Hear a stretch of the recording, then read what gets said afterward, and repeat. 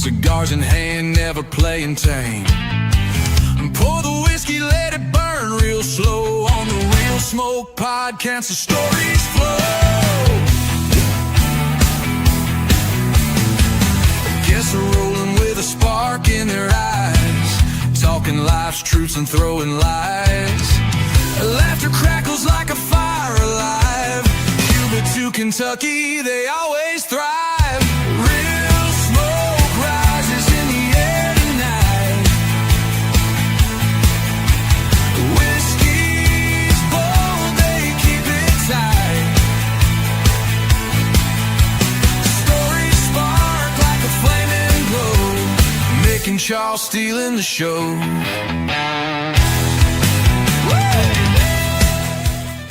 Welcome to the Real Smoke Podcast with your hosts, Mick and Charles, the podcast that's all about real people, real cigars, and real smoke. Coming to you live from the Real Smoke Virtual Cigar Lounge, bringing you the best of cigars, whiskey, and all the good times in between. It's more than just a podcast, it's a community of cigar lovers. So grab your favorite smoke, pour a drink, and join us as we dive into all things cigars, whiskey, and just having a damn good time. This is the Real Smoke Podcast.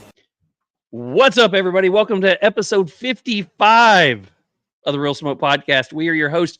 That man over there, the one with the beard. My beard's getting almost as long. Anyways, it's not as good on the side. But anyways, that dude over that way, this way, up that way, that one's Mick. I be Charles.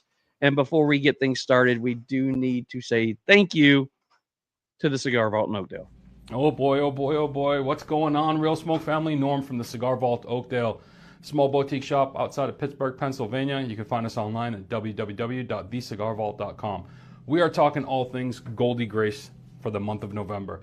Month of November here at the shop, we are doing a Goldie Grace giveaway. You have the ability to win a Goldie Grace 2x4 canvas, and all you have to do is just buy one stick. So the way the giveaway works is one stick equals one ticket. At the end of the month, we will draw a winner, and that winner will receive a Goldie Grace canvas. The really cool thing about Goldie Grace, this is a Cigar Clowns collaboration, and some of the proceeds of this actual sale from the manufacturer go to ending human trafficking. So Real Smoke family, show up, show out, support the Cigar Clowns, support ending human trafficking, and win yourself a nice, awesome canvas. He's getting so professional. He's growing up before our very own eyes. I'm so proud of him. I still like his one from last week better. But that was a very good job. Oh, I saved it. It will be used. I also, I'm glad that he said ending human trafficking because everyone heard the story last week. So yeah. Yes. I mean, some people Shafio does not support human trafficking. They do not. They want to put an end to it. Just say. Absolutely. Justin and Crystal, what's up? If you're Mickey? Watching this, I'm sorry. Hey, what's up, buddy? You all right?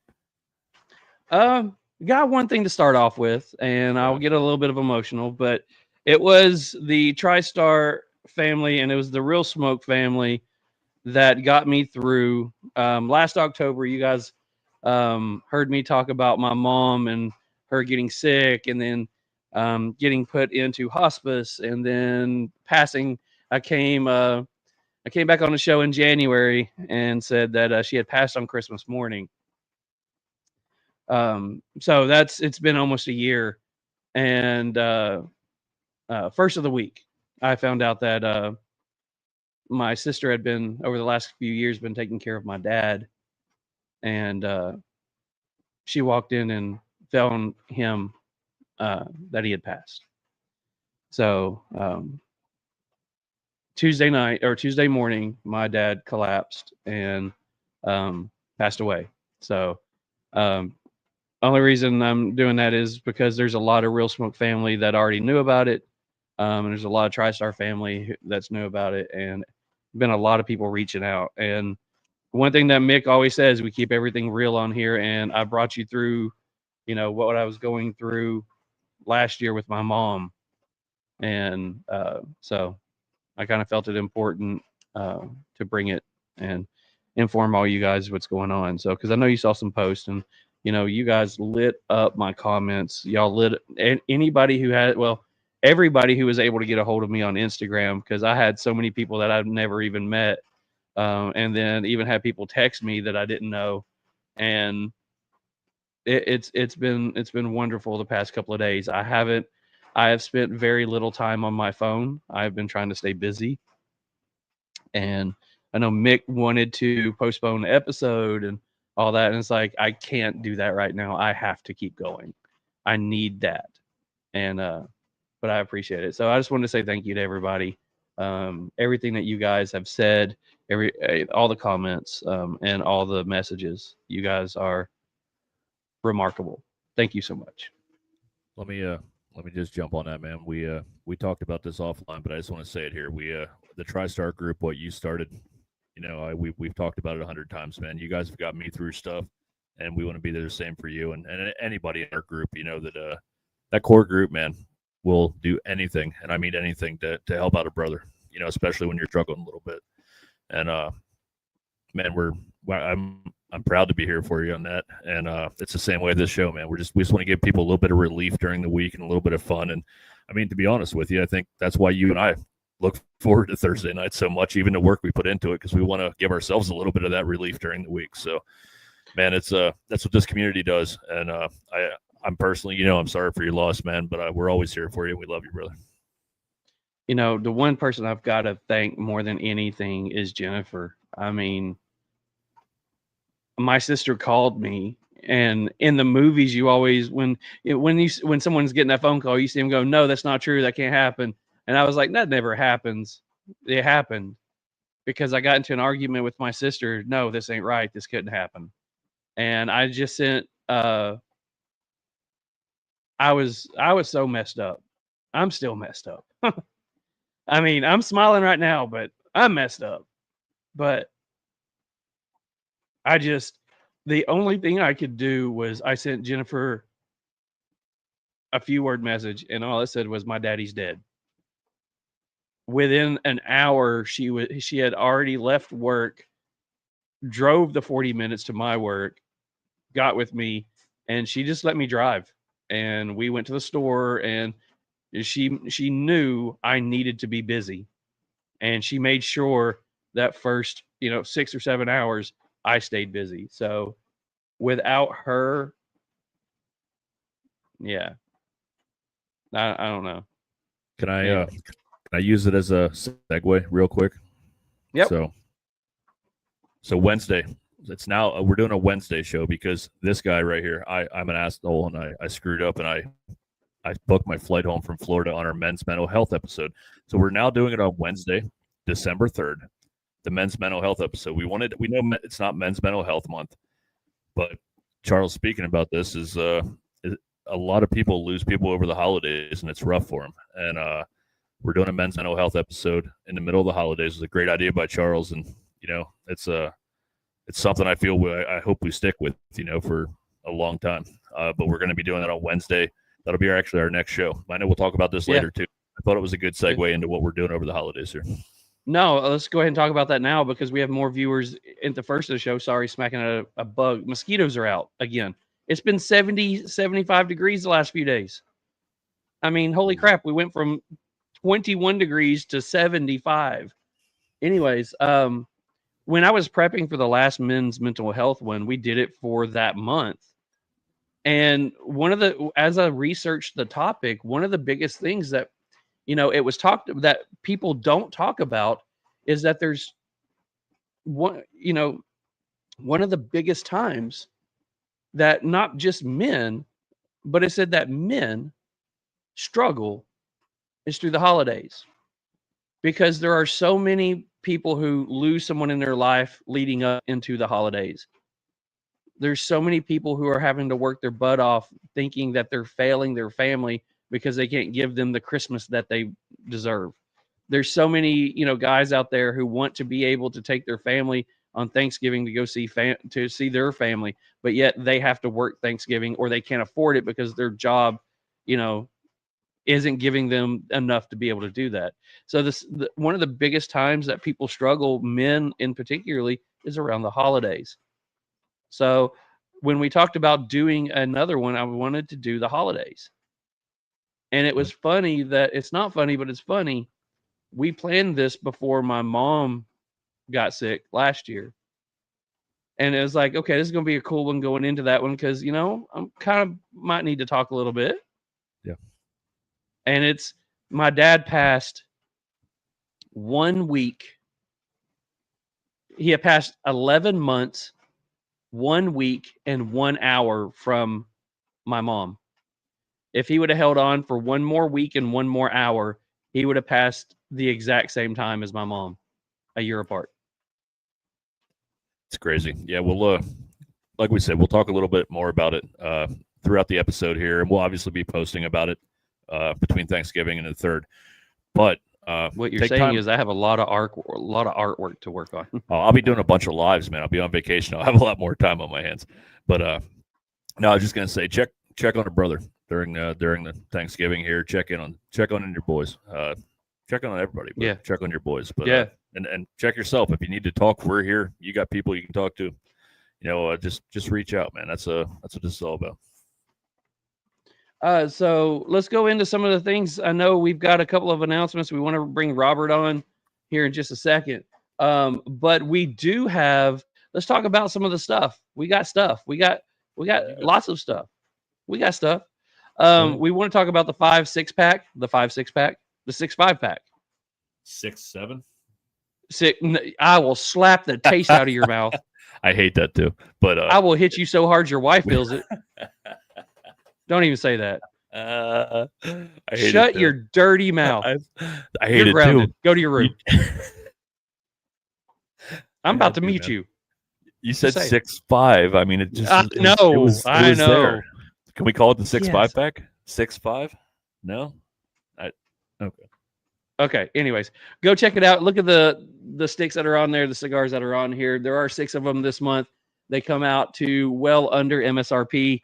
We're not giving you the price. You already know where to go to find them. We've been saying that the 5 packs have been doing less than what we expected. We're only doing five packs, or in this case 6. This one's done the worst. Only 1 has been sold. It's like the best price, and you're getting 6 cigars. Like so tell us what we're doing wrong. Yes.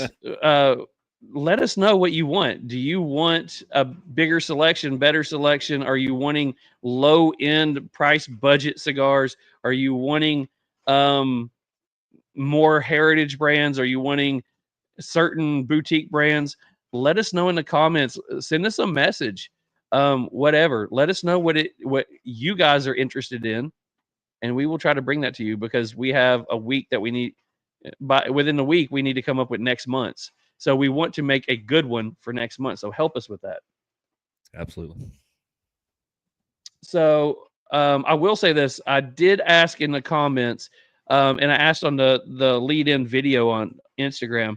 My question to everybody was, and it got started in our TriStar chat, who has already put up their Christmas tree? Is it decorated? And how many Christmas trees do you usually have? Go ahead and post that in the comments. When we bring Robert on, we'll go ahead and talk about that with Robert and answer some of and post some of those questions on there. So I do want to say congratulations, Mick. Thanks. For what? Getting from 300 followers or subscribers on YouTube to 400, that 100 mark has been the hardest, grueling thing in the world. We finally hit 400. We're at 401 at the moment. We are. I do remember, though, we were stuck at 176 forever, and then we were stuck at like 250 something forever, and then it seemed like 370s were forever. But I mean, honestly, it's a slow process, man. But you see it grow every day. Every day you see that 1 or 2. It makes you smile. So thank you. I'm about to say, so the analytics on there says our average is growing 1.5 a day. That's cool. I like it. We got a couple shows coming up that I think might start drawing some more people in. So we'll see how that goes. Let's see. We already talked about selling cigars. No, we don't sell them. We do not at all for any reason. Do not. Ever. YouTube, we do not. Ever. We Ever. don't. We don't condone it. No, we don't. Nope. No, we do not. We do condone the fact that you people need to buy t-shirts. We We got do. some straight up bangers out there right now. New merch alert. We have the 80s version of the logo. We have the syrup one, which is the Waffle House one.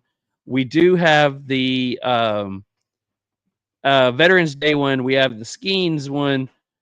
We do have what is it? The Operation Give Back one.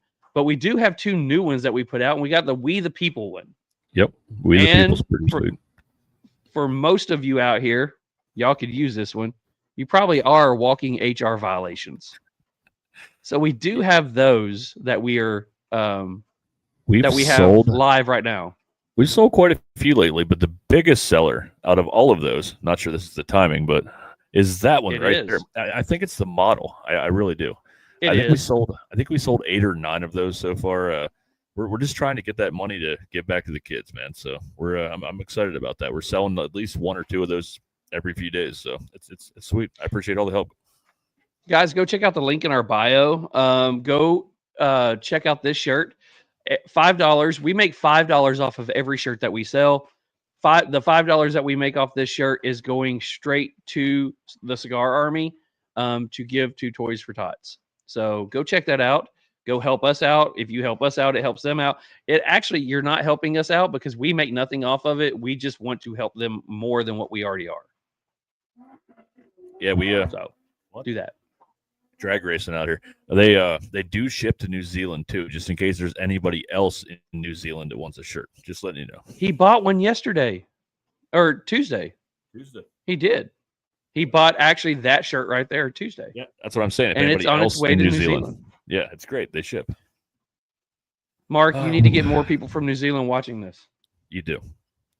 So I don't know if I talked about it on here or not, but I got my registration, so I'm not rolling dirty anymore. So yep, I'm excited about that. So Did you just say rolling dirty? I did. I was rolling dirty for a while there. Gosh. Yeah. No. And so tonight, I know we'll talk about it here in a minute, but the cigar we're smoking tonight is also somebody we just booked for a future episode. Mike with Traficante. I figured is we'd that? talk about that. So pretty excited about that. And yeah, and our giveaway. I got to talk about that. We'll do that later too. The AI giveaway that will happen tonight as well. Okay. Do you want to do that later on when we do all the giveaways, or do you want to hold that and go ahead and do that real quick? Your call, man. I think doing it with the rest of the prizes makes sense. All righty, we can do that. Whatever you're feeling. The winner's already been picked. It's not by the wheel. The wheel was picked by whatever that thing is, and was sent to us who the winner was. So I did the graphic on it today. So we do know who the winner is on that one. I do have a segment that I'm going to start doing, but it's a segment when we find it. And that one's called In the Wild. When we're on Instagram and we're looking around and we see somebody who has posted in their just normal life wearing one of our shirts, we're gonna screenshot the thing and we're gonna use it. So this week we have one. We have the first ever Real Smoke in the Wild, and this is Coop over with Cigar Army, and he has the Real Smoke Waffle House shirt. By the way, if you like it, check out the goose pointing with the I Love Mick hat on. Gotta love that one. Gotta love the goose. I'd say that shirt. But huge thanks to good and red. I like it. It does. Huge thanks to Coop over at Cigar Army for not only purchasing a shirt but posting it on your Instagram. We appreciate you. I love the In the Wild. I hope this continues to grow. Like that's a good segment. I like it. And the I Love Mick hat on the goose. It's great. It's nice. I really do like it. Well, I mean, it was the original one was an AI version of me pointing up there. But then for some reason I had the goose idea and I was like, ooh, that would be great. Yeah, it's pretty sweet. Now the shirts shirts are great, man. I'm excited that they're starting to get out there where we actually see them on posts and stuff. And I know there's a few people that follow us pretty regularly that own some shirts, and whoever wins the AI giveaway is also going to have a shirt. So there you go. Excited about hey guys, that. If you do have one of the shirts, post it on your Instagram, tag us in it. You can even collab with us on it. If you're wearing one of our shirts and you take a picture of it, if you collab with us, we're 100% going to accept the collaboration. So go ahead and do that. Oh, All right, so we do have a cigar that we are doing tonight. And that cigar is brought to you none other than 13 Knives. How's it going, guys? Oh, he was ready. I was ready. He was ready this time. So, by the way, this is the badass Bulldog cutter. I use 1095 high carbon steel. This is 100% made in the United States of America. This isn't a communist knife. This isn't a socialist knife. This is an American-made freedom knife. And it'll cut your cigar better than any cigar cutter you've ever had. If you have any issues, I will sharpen it for free. I've had one person in my entire career of making knives take me up on that. That's because he decided to open up a wine bottle with a cutter. No one has ever returned a knife back to me to get sharpened for cutting cigars. It'll cut your cigar good the first time, every time. And it'll be an heirloom you can pass on to your kids, and they can smoke cigars and cut with one of these. Do it. When they get old enough to do it. When they get old enough. I love it. And He that ready. was Robert with 13 Knives. I think he learned a lesson from the last couple shows. He did. He knew it was going to happen. When you said you should start doing that, I already saw it in his head. Oh, yeah, this is happening. Yep. All right, Mick, what are we smoking tonight? Tonight we're smoking the Traficante Cigar Company Chocolate Mousse Maduro. I don't know what that says. Suffused. Not sure. Wrapper, Indonesian. Binder, Indonesian. Filler, tobacco from the Quiabo Valley. Price, you see it right there on the screen. That was brought to you by the guy you just saw. And you probably can find that from the title sponsor. They do. There's a website on the interwebs that is called the title sponsor's name, and they do sell this. They do have this cigar. Thanks, YouTube. They do. All righty. So we're about to bring on our guest, and we're about to go straight into the comments because there are 45 comments in there. Wow. Okay. Yeah. All right. So we got a bunch of comments. We do have our guest to bring on. Our guest is brought to you by Destination Cigar Lounge. Step into the world of cigars like never before at Destination Cigar Lounge, home of the exclusive Allegory cigar brand. Whether you're kicking back at Governor's Crossing in Sevierville, Tennessee, or soaking up the rich aroma at Almost Havana in Hurricane, West Virginia, every visit is an adventure. From top-tiered cigars to expert recommendations and a laid-back atmosphere, it's the perfect place to relax, connect, and enjoy the craft. If you are looking for bold and unforgettable flavors, escape to the world of Allegory cigars. Kick back with the rich Mexican San Andres Dividend. Enjoy the smooth intrigue of the censored Sumatra, or fire up the bold and flavorful Escape Habano. For more information, you can follow them on Instagram at destination_cigars, or you can explore more by visiting them online at destinationcigarlounge.com, or take a journey to one of their 3 locations in West Virginia and Tennessee. No matter where your cigar journey takes you, every blend is an experience worth savoring. Where the road ends, the perfect smoke begins at Destination Cigar Lounge. So welcoming to the stage, we have the one, the only, the Fred Durst lookalike. We have Mr. High Carbon Steel, 100% made in America. We have Mr. Rollin'. There we go. How's it going, guys? What's up, Mr. Cortner? What's up, brother? I'm hanging in there. Today's my Friday, so I'm enjoying life. Well, happy Thursday, buddy. Friday. That's right. So Love it's a drinky Friday for me. It's a drinky Love it. Friday. It's a drinky Friday. So I know It turns out this is a drinky Thursday for Mick. Usually is, anyways. Yes, Cheers, sir. guys. Cheers. Hey, So we're I- all drinking. Let's do this one before we start. One, to family, to friends, and to the podcast and TriStar. Love y'all. Love you guys. Oh, yeah. So I know we were talking about this in the green room. How many times you're on the show, and I've been racking my brain ever since. So you've been on here. I think this is the 5th time because you were on for the first Friends and Family. You were on for the second Friends and Family. Yep. You were on for Mark's thing the other week. Yep. And now tonight, but I know there's a fifth one. I know there's a fifth one. When was it? I've been racking my brain ever since we talked about it. The roast. Yes. The roast. There's number 5. There it is. So it is number 5. But you were never. No, I didn't featured. do the roast. I wasn't on the roast. So it's 4. Shit, you bailed that night. Yeah. Yeah, you left us hanging. Thanks. I'm going back Sorry. through my notes as we speak. Damn it, I know there's a fifth somewhere so in it's there. 4. But welcome aboard as the featured guest of the night. That's awesome, man. Yeah. Yeah. It's only taken how many years? It feels like. Years. We ain't been doing it that long. I So know. this one got started because I wanted to try a new segment out.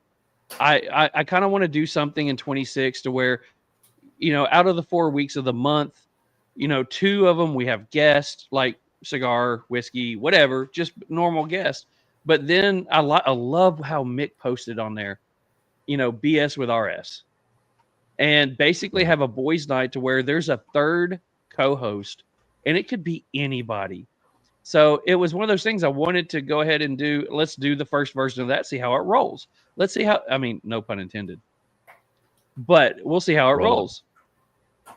But then it was like, I told Mick, I remember that you have been asking for a time, and it's like, okay, let's go ahead and just do a straight up interview of Robert. Let's go ahead and do 13 Knives. Go ahead, do the interview. Robert probably won't say no if we ask him to come back on and be a co-host, but he might not. Might have to drop his position in the club if he says no. Just saying. Who knows? But well, that's kind of how this one got started. And, one, it was last minute because we had to cancel a different one. So you said yes on Tuesday. Yes, sir. And it wasn't yes by me sending you a text. It was all of us. It ended up, the Herf for TriStar ended up being sponsors, host, and Patreons of Real Smoke. So we just kind of did family business right there and said, hey, you want to do this? And you're like, yeah, cool, let's do it. Yeah, I'm here. It was last minute, man. We're excited about it. Yeah, I just went back through it, man. I'm pretty sure it's 4. I mean, you can ask my wife. I'm usually wrong a lot, so I'm probably wrong. I think it's 4. She says you are. I think it's 4. I think it's 4. Yeah. All right, so let's go into some comments really quickly. So let's go into some comments really quickly. So we got a bunch of them. I'm scanning through. I'm only going to pull up a few. Mark was the first one on here. We joked about it in the green room. He was on here 10 minutes before the show started. He says early berm gets to sit and wait, but then he comes back and says congratulations on 400. So thanks. Thank you. Bourbon, beards, and Belvedere's pod. Okay. Came for a show, leaving with a great show. Hopefully you're not leaving. Don't leave yet. We just started. We just started. Jeez. I mean, we're already 2 hours in. We've got 4 more left. Let's keep going. Came for a show, getting a great show. You just said that. I know you said shoe earlier, but we get it. Colby's on here. He says, good evening, folks. Joe Cephas is on here. He gives a lot of purple hearts. Joe, Cephas, purple's my favorite color, so I'm going to take that as a sign. Plug your salt rock up. It might help. It is actually... So Josephus, when he was on the birthday Herf, he showed the salt rock, and he sent me a message later, said he's going to send it to me. Oh, he sent it to me. All right. I opened up the box to the most interesting box of randomness I have ever seen, to the point to where I had to stop and look at it and go, why? But then I realized it was from Josephus, and all I could do, and the box had been sitting for a couple of days, and I opened it last night. I needed that because I opened it up, and it was probably one of the only times I smiled yesterday. And it was just, what the hell? What is this? But there was a few things in there. The salt rock lamp is pretty awesome. So, Joe, speaking of Josephus, Charles and I were talking about you last night, Josephus. We said, what did we say? Mr. I freeze He's again. one of the most unique. Ah, fuck! Did I freeze? Am I back? I'm back. All right. So everybody's laughing at me. Who's got the sucky internet now? Fuck. Bob. Anyway, I was telling Charles last night that I said Josephus is one of the most unique humans I've ever met, but I want more of it. Like it's all the time. He's hilarious, and I love the little shorts you do, man. And it's just awesome. So keep doing what you're doing, brother. I need him to do. He just put out some T-shirts and stuff like that, and he did a short with that one. I need him to AI some stuff for us so we can use it. Joseph says, this is therapy for me. I love you both. We love you, bud. Congratulations on 400. There we go. Prayers continue for you and your family, Charles. Thank you so much. We are all messed up and broken. That's why we fit together so well. Josephus. Mark says, we are all pieces of pottery, and with each crack, we need to add gold and heal. Kintsugi style. I love Kintsugi. Yes. Every episode is a mental health episode for me. Seriously, you have no idea how many times you pulled me back from off the edge. All of you in the chat as well.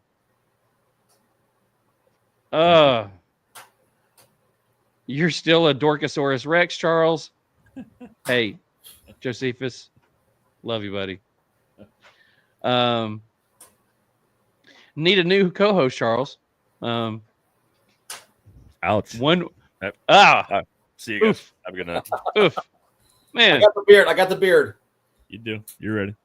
Mick has to stop sending pics to whoever orders them, says John.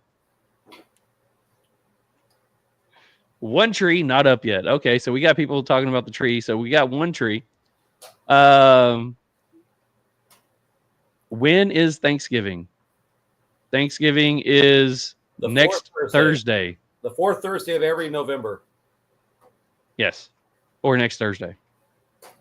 Bourbon Beards and Belvedere says we put up ours Friday after Thanksgiving. We have one main and 1 to 2 decorative mini ones. Gotcha. Okay. That We the People shirt is nice. Question. Even though I can't win prizes tonight, does it help you guys if I use the hashtags on all formats? Yes. Yes, it does. Because the hashtags are put into the algorithm. Do it. Maybe if you win tonight, Facebook Rob, working? I'll send you a pic like John claims I am. So just put it in there. If we scroll your name tonight, I got you. Smoking Sicilian says, hello, gentlemen. Wife knows the day. She knows I'm not cheating, just enjoying great cigars and watching the Real Smoke podcast. All right, so we are, let's see. Hey, Mick, did you give Robert my info? Yes, I'm sending it out this week or for tomorrow. We got a lot of rolling going on. Let's see. Do you guys like Jack Daniels? I'll let you guys answer and then let me be right back. That's pretty random for the week Charles has had with Jack Daniels. I personally have had way too many bad experiences. I may revisit it someday. The higher proof barrel stuff, from what I've heard, is great, and I do want to try that. But I'm not typically a fan. I'm not an old number 7 fan, but I do like the Gentleman Jack. I like the higher proof stuff. The Jack 100 is actually pretty good. I like that a lot. So I will say, I will copy back on what Mick said. So it's an interesting time to talk about Jack because 1987, my dad gave up drinking because of some bad stuff that happened. But he used to keep a bottle of Jack, and he was given a bottle for an anniversary for business, and he kept the bottle in his desk drawer. When he quit drinking, he put that bottle in a box somewhere up in an attic. When we were moving, one of the many times that we moved, I found the bottle. When I got a little bit older, I confiscated the bottle. This is a bottle of 1987 90 proof Jack Daniels, the last year that they did a 90 proof Jack. I would open this box and show you the bottle because the label is different. But I made a joke with my dad that you do understand that if something happens to you, we talked about me finding this bottle and having this bottle. And he laughed. I said, when something happens, I'm going to take that bottle, I'm going to have a drink of it, and I'm going to put it back in the box, and I'm going to seal it, and it will never open again. On the Herf Tuesday night with our brothers that are on here right now, we all toasted to my dad. I had a drink, had a pour from the box or the bottle, put it back in the box, and it is sealed back up. But I also told him I would also go and buy the most expensive, highest proof bottle. Well, I said most expensive bottle of Jack I could find at the closest liquor store. So single barrel proof Jack at 136.9 proof. I had a very long night Tuesday night, and I drank a little bit more than I should have, and I haven't drunk any more of it since. So old number 7, great for mixers. The barrel proof, great to sip neat, fantastic stuff. You know, Charles, I didn't mention this on Tuesday, but the fact that your dad saved that box, I don't save any boxes for anything. That kind of says something about the kind of man he is, to save the box and keep it in the box. Yeah, because it was 1987. They were all in that box. Yeah, there's a. But why did he save it? About that. And I mean, there's one little tear right here, but look how good of condition that box is in. Yeah, It's crazy. So, It's like you pulled it off a damn. so by the way, Charles, I'm smoking the last cast in honor of your dad.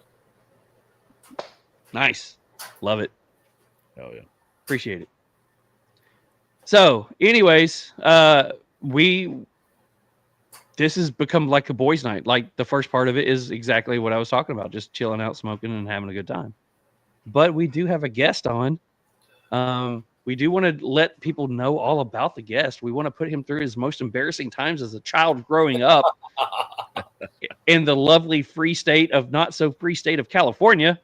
Right. Yeah. So, Robert, Yes, sir. talk to us. Well, What was you like as a young lad?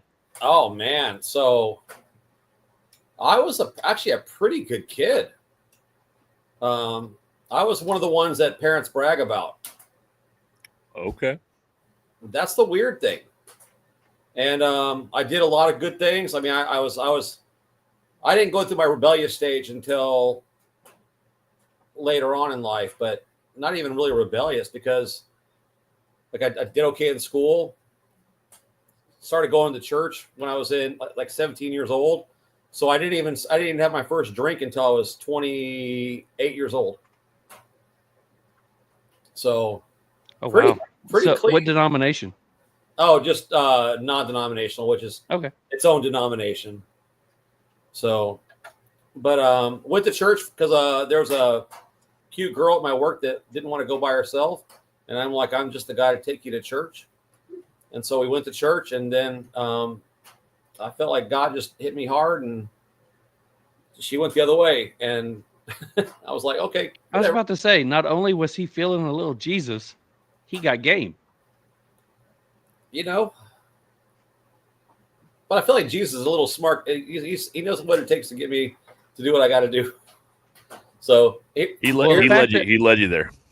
I'm about to say the Right, fact that right. he led you there and he got you there and you realized that she said no. right. That was him also saying move on. Next. Move on. Absolutely. But my grew up a military brat, so I went to 12 different schools growing up, from K through 12.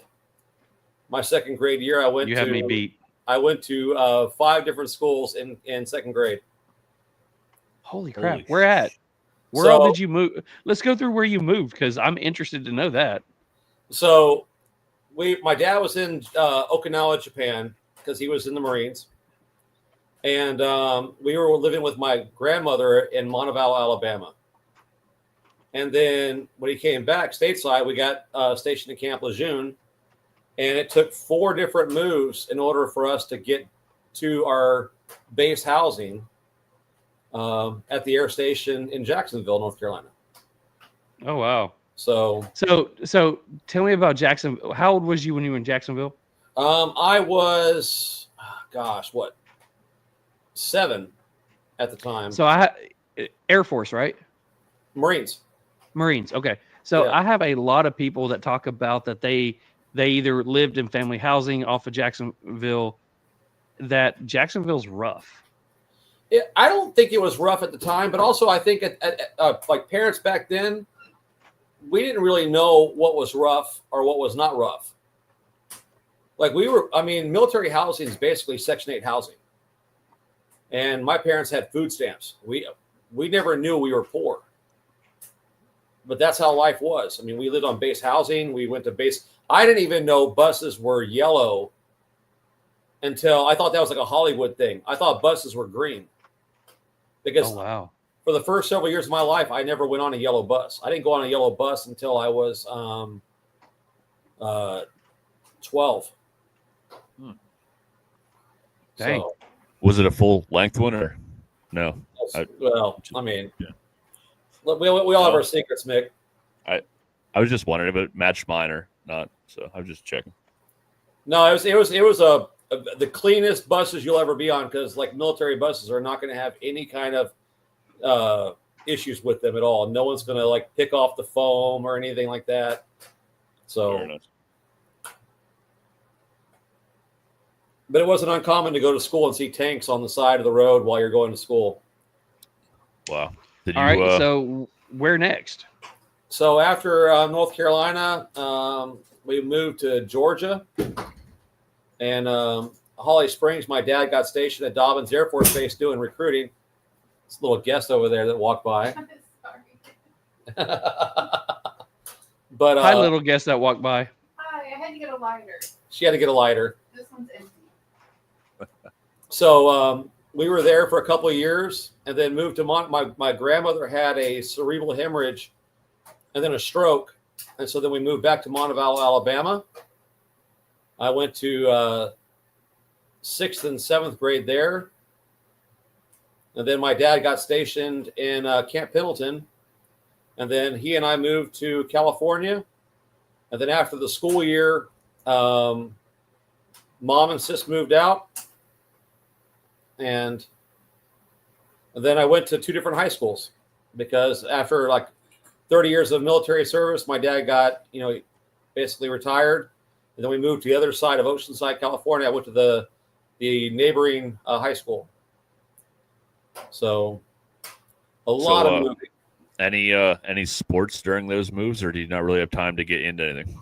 A lot of baseball. My biggest regret is I made the All-Star team one year, and my dad got transferred, so I didn't get to do anything. The military loves families. Yeah, no doubt. So, but I played baseball and soccer all growing up. I was way too small. My parents wouldn't let me play football. It's awesome, man. I know we've talked many times about the soccer connection. I played forever and coached forever, and I know we both enjoy still watching it, from time to time. And yeah, man, it's such a beautiful sport. But I do have regrets on mine as well, man. I kind of found women and walked away from soccer. So yeah, I still have regrets of where it would have taken me. But I got into a motorcycle accident, and that's what took me out of soccer. Okay, so That'll do it. Yep. My dad thought that at 15, it was the smartest bet to get me a motorcycle instead of a car, because at 15 and a half in California, you could have a motorcycle license. Actually, at 15, you could have a motorcycle license. Wow. And so I rode a motorcycle for years. That was like the safest thing in the world. And thank God that we didn't have smartphones or GoPros or anything back then, because I was not one of the smartest guys in the world back then. No doubt. So Mark says that my dad, to me, if the Army wants you to have a family, they'll issue one. A Mashbill says, Robert, are you still in Cali? I'll let you answer that, because I was about to answer that for you.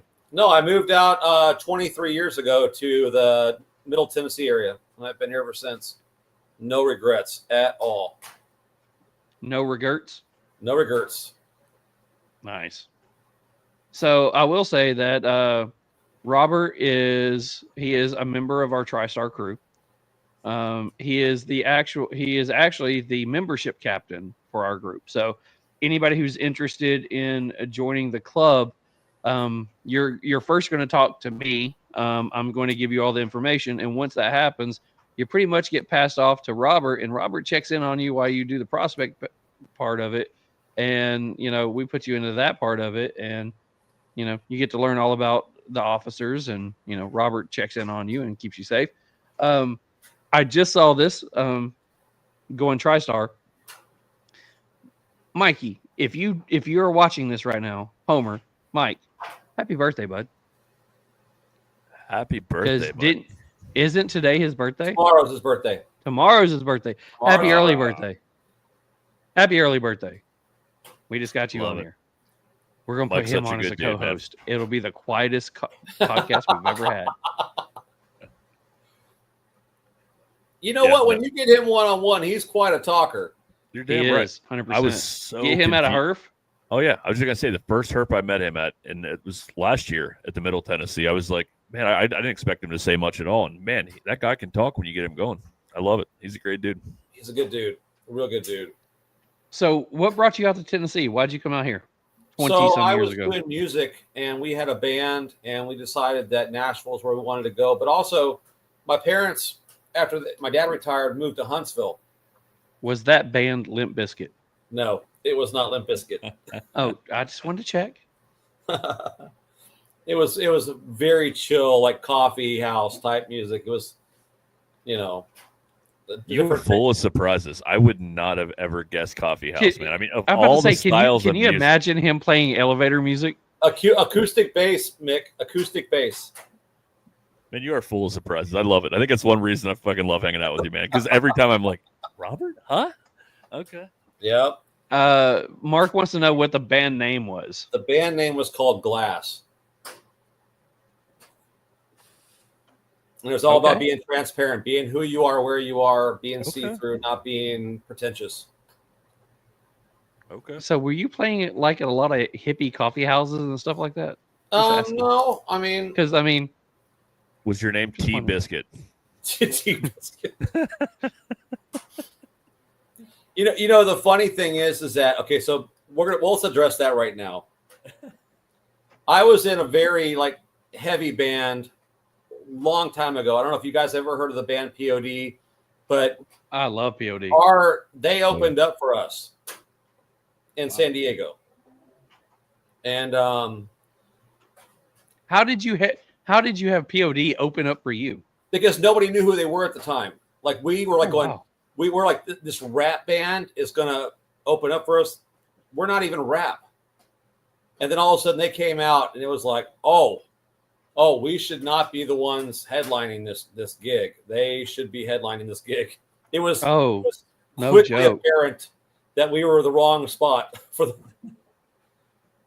No, POD is a group that I absolutely love. We do have a question for you coming in through the chat, and I'm gonna interrupt you a lot because people want to get to know more about you. It says so, Robert, be selling cannon stands again anytime soon. He really wants one. You mean one of these? Just asking for a friend.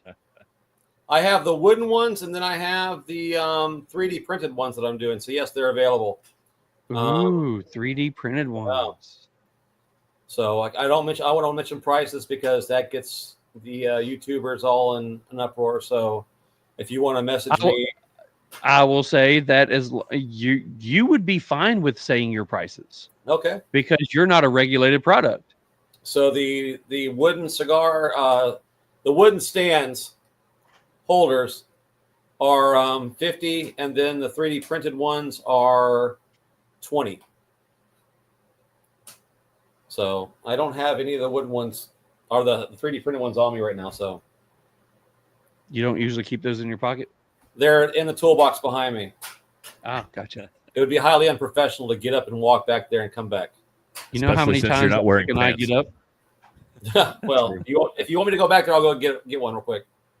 Go for it. All right. Welcome to my shop, guys. Uh-oh. Damn it, he's wearing pants. That would be a first. So we do have one on here. Joseph says, I was in a Swedish Flock of Seagulls cover band called The Herd of Birds. They are awesome too, man. Yeah, they're Check those beautiful. out. Damn. So you said the 3D printed one, which you're holding up right there, is how Yep. much? $20. And I am holding up the wooden one. Let me move me over a little bit. There we go. So I'm holding up the wooden one. And that one is 50. 50. Cool. Lot of handwork in that wooden one. A lot of sanding. That's what she said. A lot of sanding. Yep. Got Wah, wah, wah. a lot of They know how handwork to on the handle wood. your wood. Wah, wah, wah. All right. So where are we at in your story? You moved to Tennessee. Yeah, my parents moved to Huntsville, so we went out to visit them one Christmas, stayed with some friends in Nashville, fell in love with Nashville. A year later, we were here. And the funny thing is that the band broke up shortly after. We did one gig in Nashville. Everybody wanted to move back. And then I started doing, because at the time I was doing, I've been in manufacturing as of now for 34 years. But I do a lot of metal artwork. And so I started doing metal artwork in Nashville. It started selling. And I'm like, this is a lot less of a headache than the marriage of a band. So my side hustle became making signs, doing artwork, things like that. If any of you have gone to any of the Smokers Abbeys, you'll see some of my stuff there. I recently did a cigar lounge in Lebanon that just opened up. So that's fun. But That sign that you did, what is it, Blackbeard? yes, sir. The sign that Amazing. you did for them. Oh, Oh my God, that's not my home lounge. I don't go there. Never been there. I would have a miniature version of that sign hanging up in my lounge right now because it came out so good. It was a fun sign to do. So much fun. Look at Robert, you can tell everybody right now, but your Instagram is XII_knives_. Correct. Go check out some of the stuff that he does. So don't go to XXX_knives because that's an account that I have not had for 2 years. Instagram basically booted me out and I couldn't prove that I was me. I would send pictures of this mug right here and they'd be like, nope, that's not the guy on the account. So for 2 years, I've not had that account. that's crazy. So Yeah, if anybody can see that on here. there you go. Right there. Wait, hold it right there. There you go. Check that out. That is one of the ornaments that he's doing. No, that's the Oh, is that the sign? That's the sign. Okay, that's the That's sign. 4 foot by 2.5 foot right there. That looks so good. I just want to get on the big screen. Here I am. If you can find the one that he did of the actual lounge sign, that would be awesome. All right, hang on. All right, so you're here, you're doing manufacturing and stuff. What gets you into? Let's go into this. So you talk about this. Hold Yes, on. sir. Let's move me over. Okay. You talk about this right here, and I'm gonna. There it is. This is one of the cutters that he's done for me. I've got two. Ninja Turtle. It is the Ninja Turtle, and I will show you its brother here in a little bit. The But- Donatello. Yes. So, what got you into making these? What brought you into making, cigar knives? Okay, so I'm 56. And when Just I was as long as you're not 67. 6'7". God. When I was 11 years old, my dad got me a knife for my birthday. And it was like a little old timer, 2-blade whittling knife. And I carried that knife with me everywhere. I've had a knife on me from that time through school and then on. And So I'm working in the machine shop. I'm doing artwork on the side. And about 9 years ago, actually going on 10 years, because 26 will be my 10 years of making knives, I got promoted into a salary position in the engineering department at my work, and kind of lost the ability just to work with my hands on a day in, day out basis. And about that time, a nephew of mine gave me a piece of Damascus steel, a blank, as a Christmas gift. And I was like, oh, cool. I've always wanted to make a knife. Always. Well, I didn't want to make a knife with that blank because I didn't want to mess it up. So I made a knife with regular tool steel. And that's the very first knife that I ever made right there. And I don't know if you could read the inscription on there. It's the one that started it all. Oh, nice. So that's a new engraving. That's not prophetic. I didn't know I was going to keep making knives. But I did that with my laser engraver when I got it because I wanted to do something to commemorate that. But I did that knife because I have to work with my hands. I just got to keep busy. I get what you're saying, Charles, about needing to keep going. I get stir crazy when I'm not doing anything. And sitting in a desk in a cubicle would just drive me mental. So I started making knives. I did one for me, fell in love with the craft. A buddy of mine wanted one, so I made a couple more. The scariest thing is that one came out pretty good. The next 3 or 4 look like crap. I'm like, I thought I had this. I thought I had this figured out. And nobody saw those knives. They've never been, I don't even have them anymore. But then I started getting the feel for it, and I made one for my son for his graduation. And then I made one for a friend, and then I started just making regular, everyday cutters or everyday knives. And that was what I did for a long time. And then over COVID, a buddy of mine goes, "Why don't you make a cigar cutter?" And I'm like, all right. So he showed me a website of a company that's overseas, and they make beautiful looking cutters, gorgeous looking cutters. And I'm like, all right, I don't want to copy what they did. So then I made that, and it kind of looks like something they did, but I wanted to see if I could make it. And that's the very first cigar cutter that I ever made right there. So when we go back into one of your ads, what's that one called? This is Papa Bear right here. There you go. That's Papa Bear. And then I made a prototype, and I call this the pterodactyl. And a friend let me borrow this, and I haven't returned it back to him, but this is still sharp as hell. This one's still sharp as hell. I can still cut cigars with this thing. And then a couple of years later on, I thought, people want to buy these. So I made this one. This is the one that got all the flack.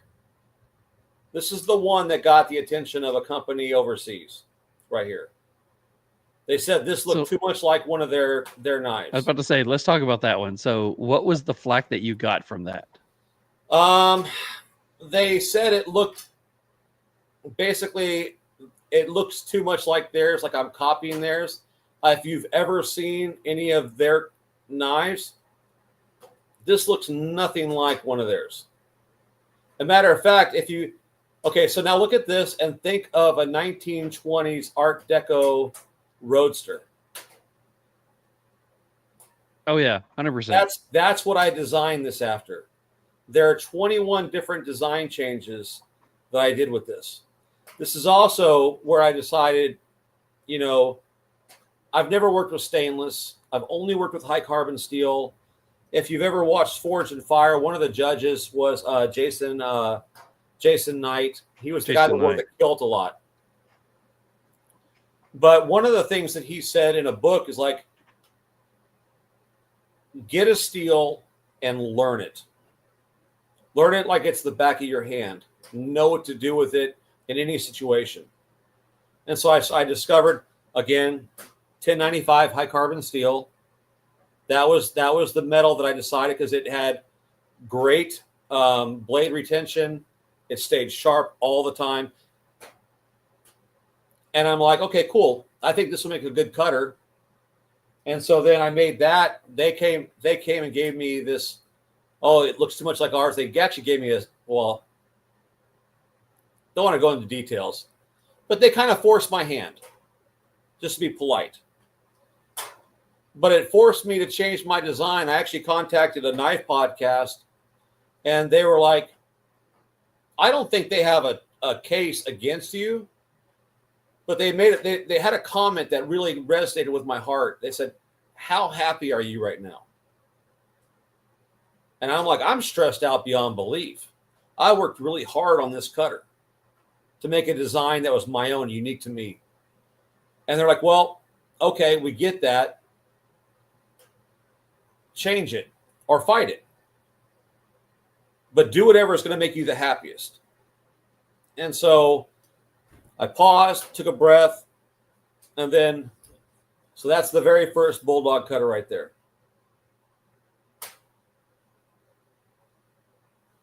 Yeah, it's such a sleek cutter, man. It's so the design on that one, I know you've changed materials quite a bit on handles and some stuff like that, but the overall design and size of it's the exact same right from when you started.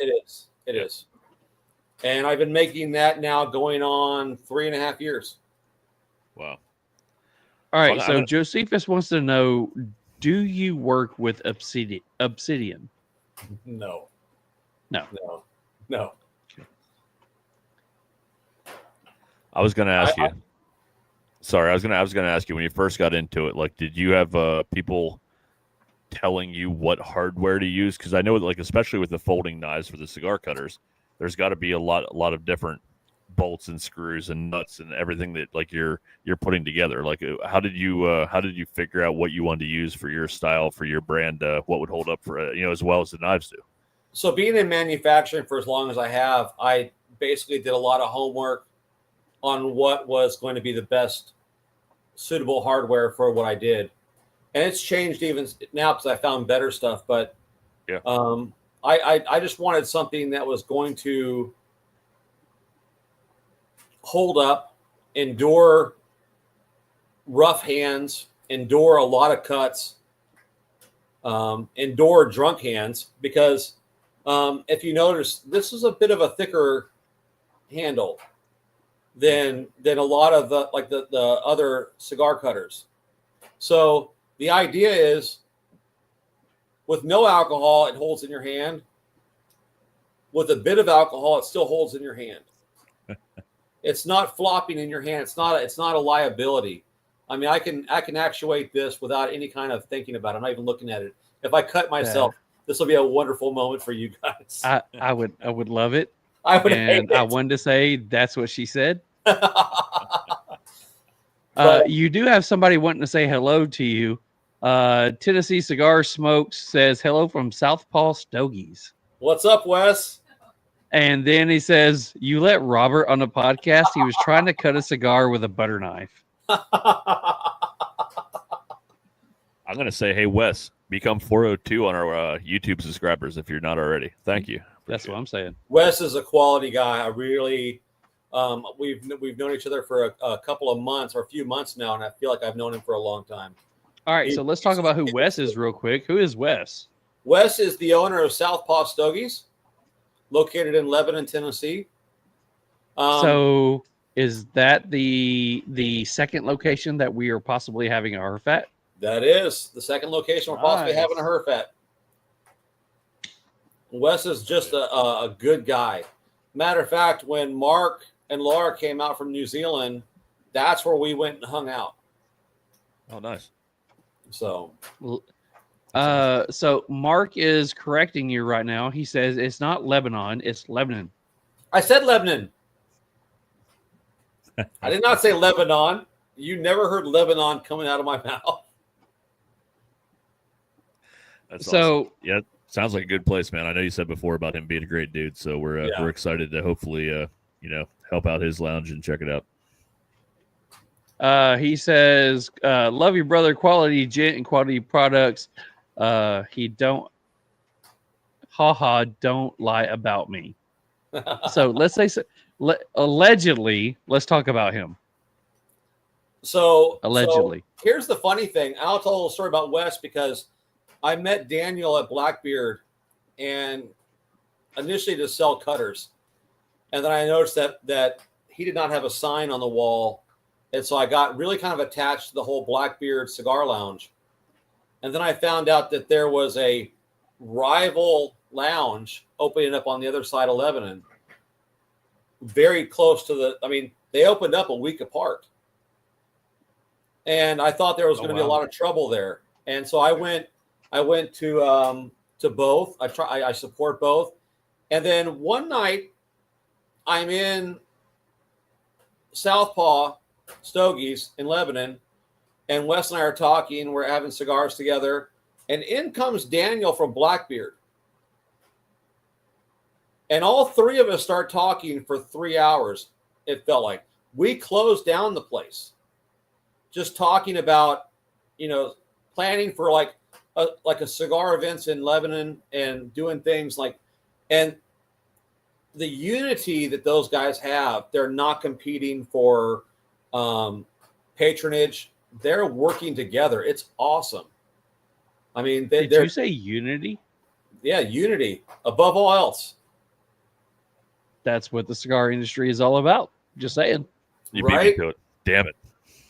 I mean, and that alone set the tone for like what I'm enjoying, because at the time I'm 45 minutes away from the lounge that I love to go to for the longest time, which is Smoker's Abbey in Nashville. And I would drive down there on the regular. And then when I found out that these two lounges were here, it was like, oh my gosh, there's in my backyard. This is awesome.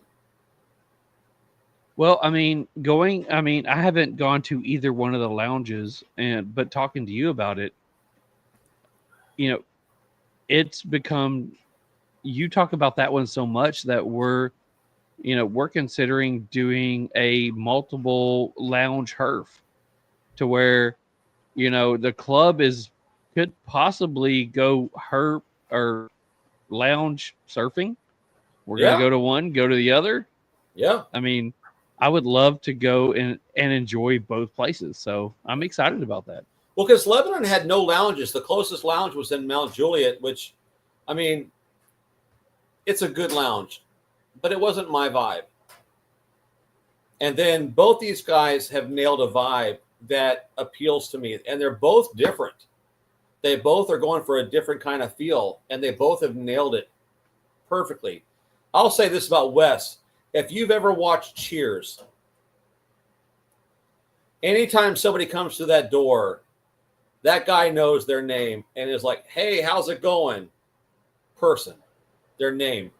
Just, it feels like Cheers. It feels like the bar, but it's a cigar lounge. It feels like home. It feels like home.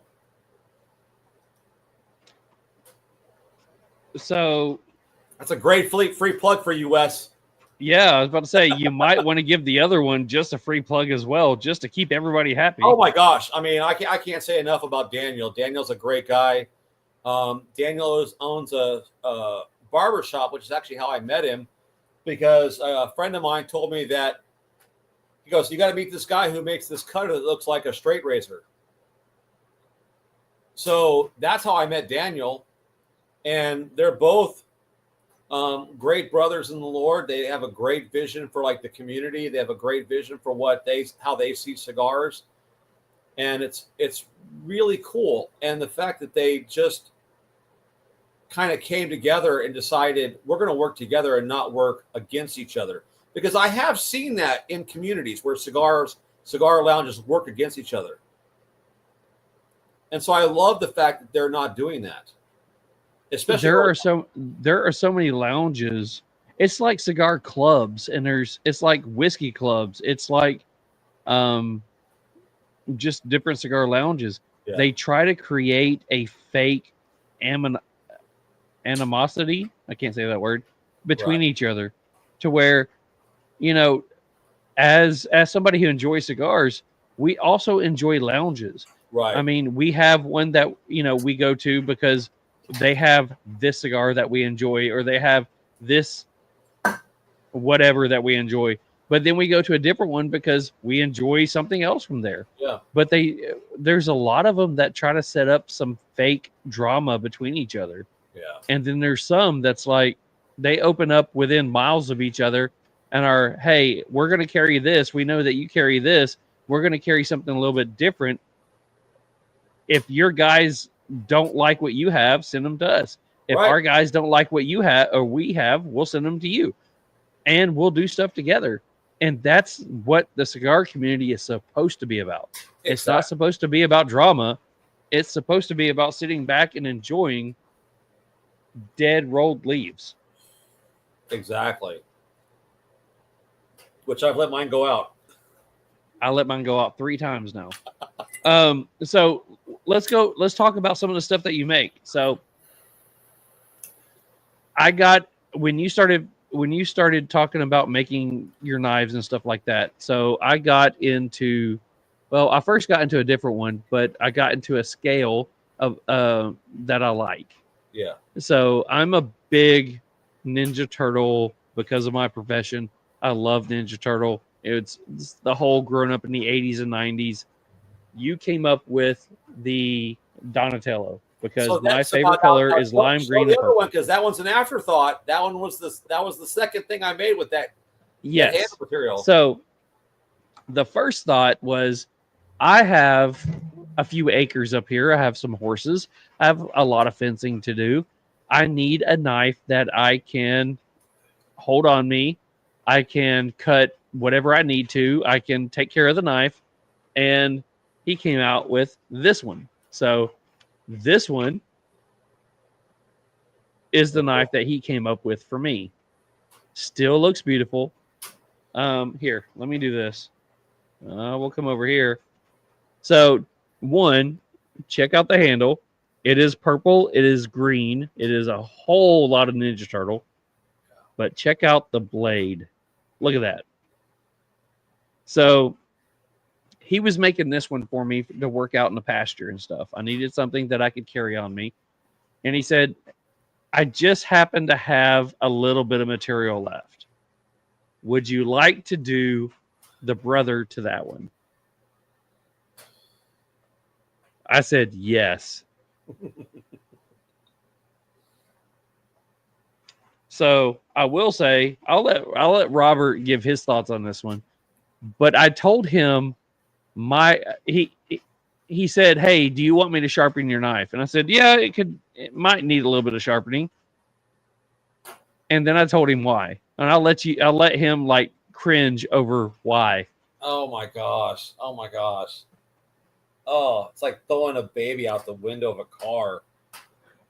He tells me that he's working in the field, and he takes the knife and just throws it into the ground. And he lives where there's a bunch of rock everywhere. I mean, if that tip would have hit a rock, it would have. I don't care how good a knife is. If you hit tip on rock wins every time. And he threw it into the ground more than once, right? Oh, hey, a lot of times. I would be working on the fence and be cutting stuff away from it. And instead of putting it back, it was just like throw it to the ground, work on it, grab it up out of the ground, go on. So here's a little test right here, guys. If you want to know if your knife is dull, take your fingernail and then like this and run it across the edge. And if you feel any kind of rough surface, you know you have a dull edge of your blade.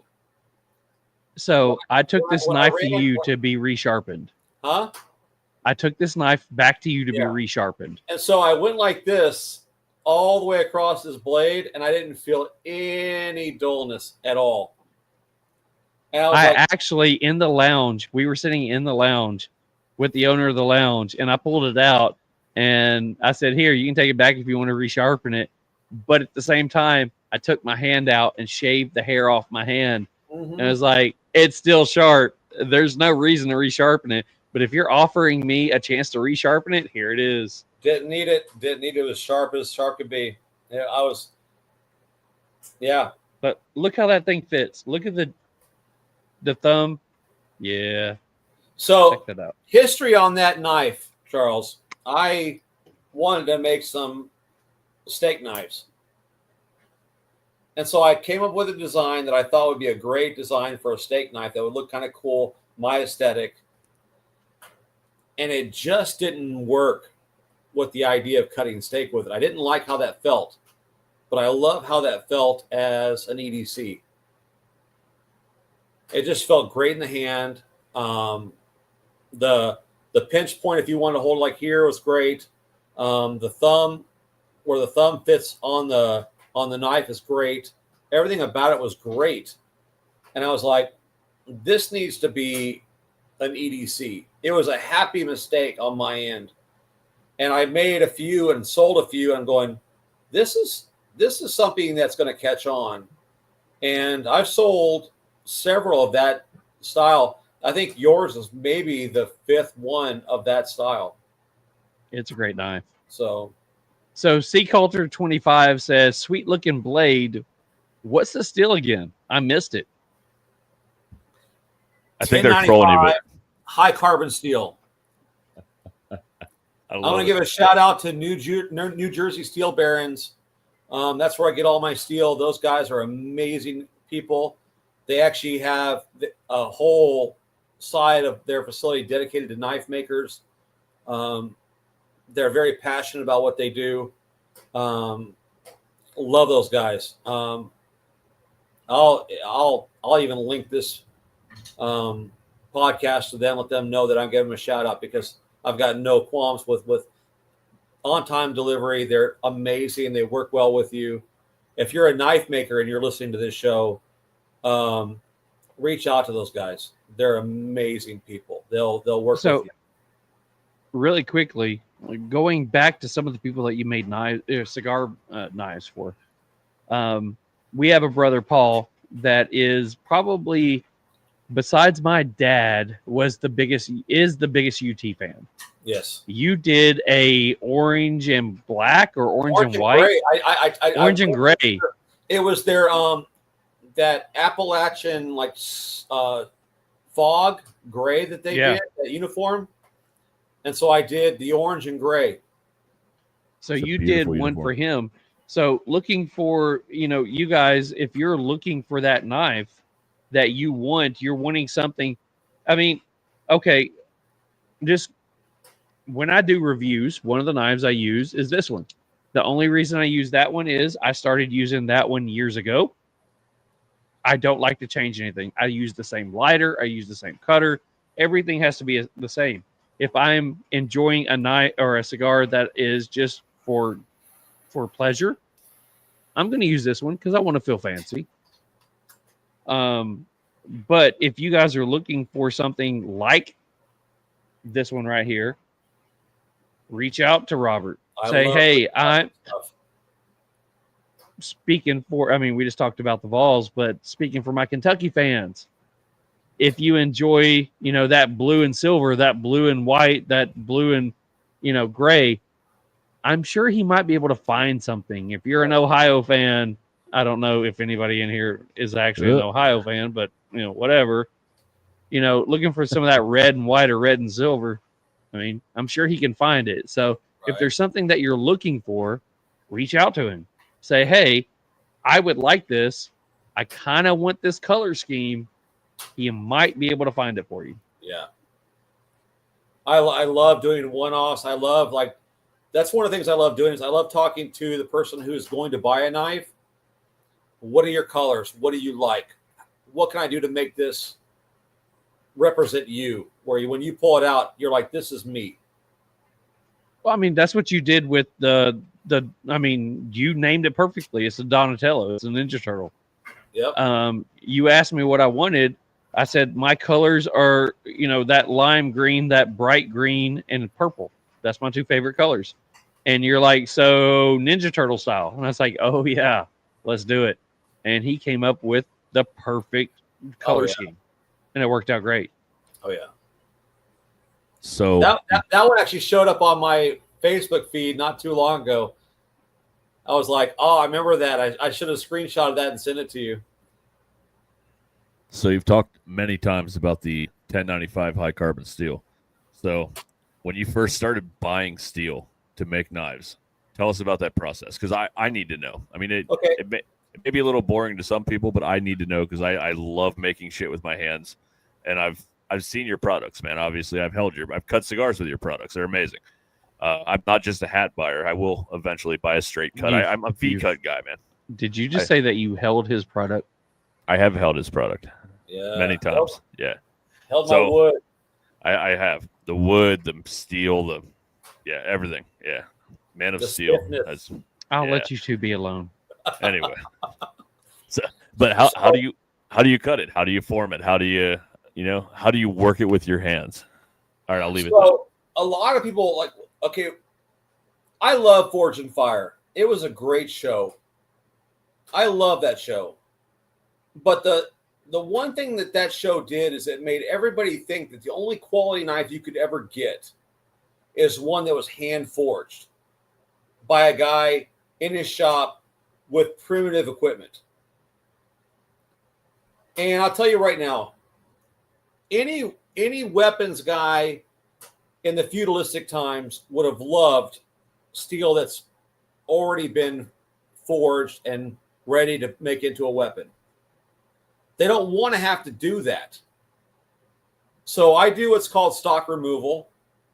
I have a bad shoulder. I have forged. I love it. But when I'm swinging a hammer on this shoulder, it's like about 2 or 3 weeks where I'm out of commission. So I started doing stock removal because I wanted to work with steel that was already perfect steel. I knew I never wanted to do anything stainless. As a machinist, stainless is good in some capacities. Stainless will not keep an edge. If you have kitchen knives or anything that's stainless, the reason why you have a kitchen knife that's stainless is because you can put it in the dishwasher. By the way, folks, never put a fucking knife in a dishwasher. For the love of God, stop doing that madness. It dulls the edge more than anything else. That soap is so abrasive on a knife. You bought it, it was sharp, you thought, oh, this is great. And then now when you're cutting a tomato, you're like struggling to cut a tomato. Like, why am I doing this?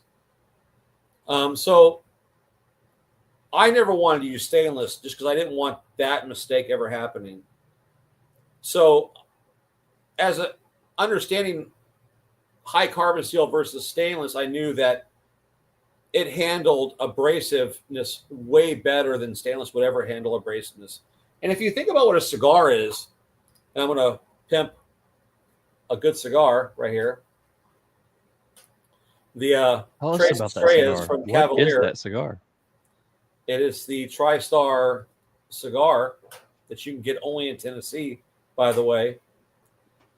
But if you think about what a cigar is, it's dried out leaf. It's very abrasive. And when you cut it, it's like it's not like cardboard, but cardboard is the closest thing I can say that what you're cutting when you're cutting with a cutter.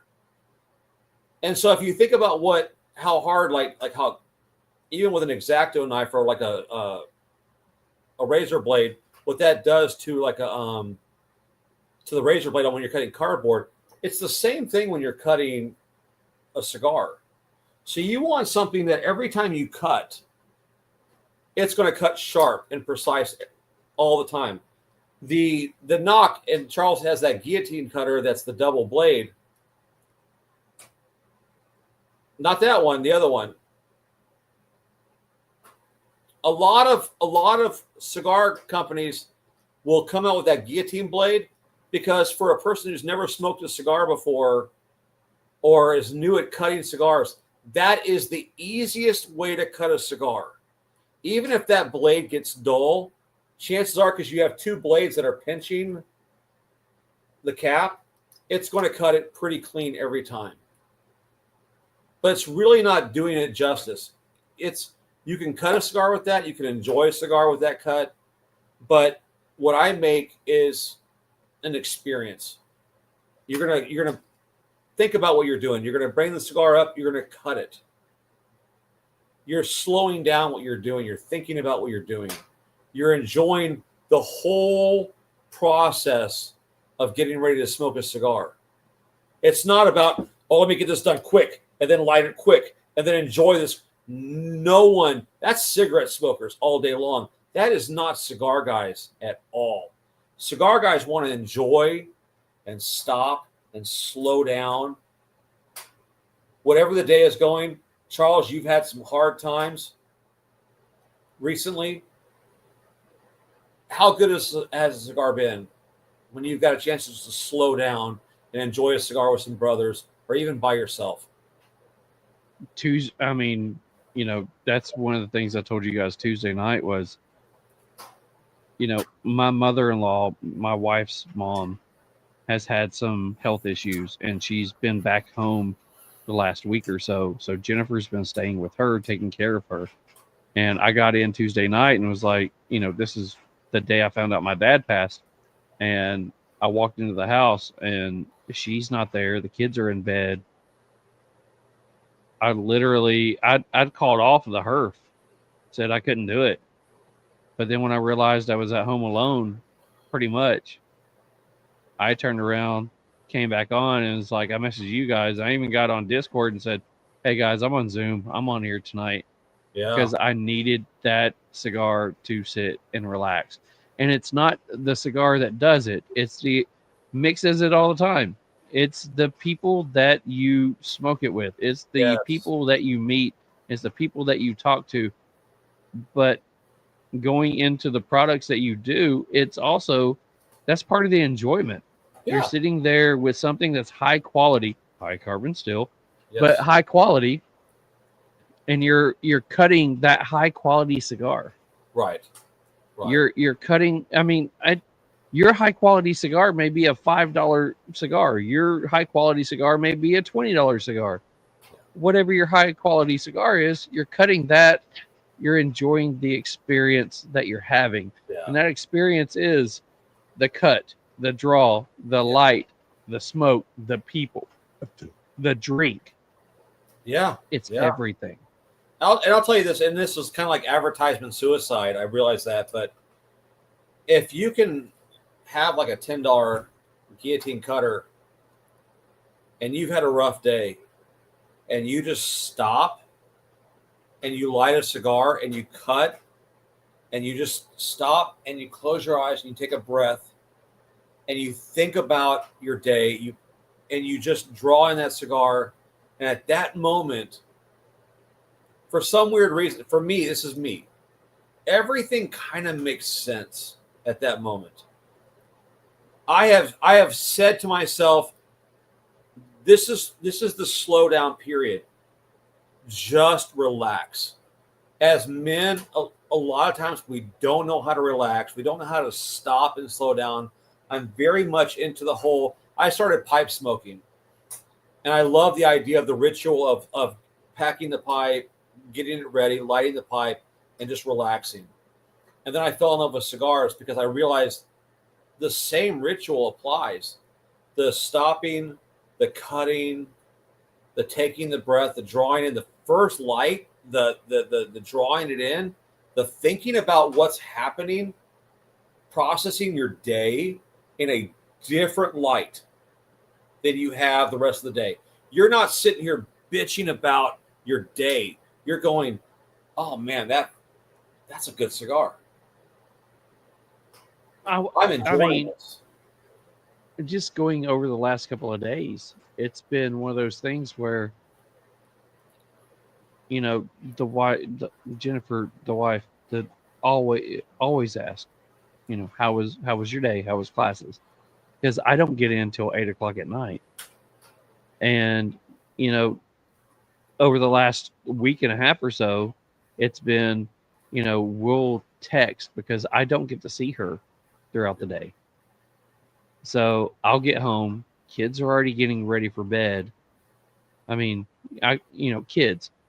One's 14, one's 22.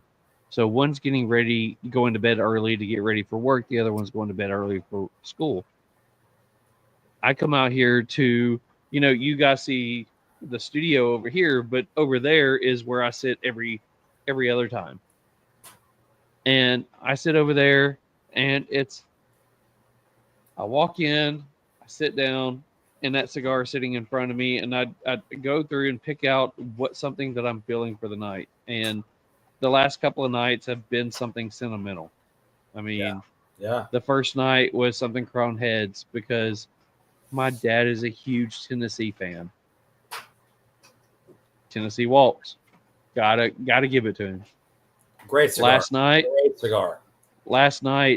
Yesterday I was really needing something. And I remember we talked to Lou. I watched the podcast that we did with Lou because I wanted to hear him talk about his dad. Because the way that he talked about his dad is how I feel. And, I had to hear that. And I ran into the house, and it was, I came home for lunch, ran into the house and was going through everything, and was like, I hope I have a Lure cigar, because I want to enjoy that cigar, because there's something about that. And I couldn't find one. Jennifer had one in her humidor. If she's hopefully not on here, she doesn't realize she doesn't have one anymore, because I smoked it. But it's you find that experience where it's not the cigar, it's not the leaf, it's not the actual rolled up tobacco. It's my dad was a Tennessee guy. Yeah. I wanted a Tennessee cigar. Yeah. My dad loved to go fishing.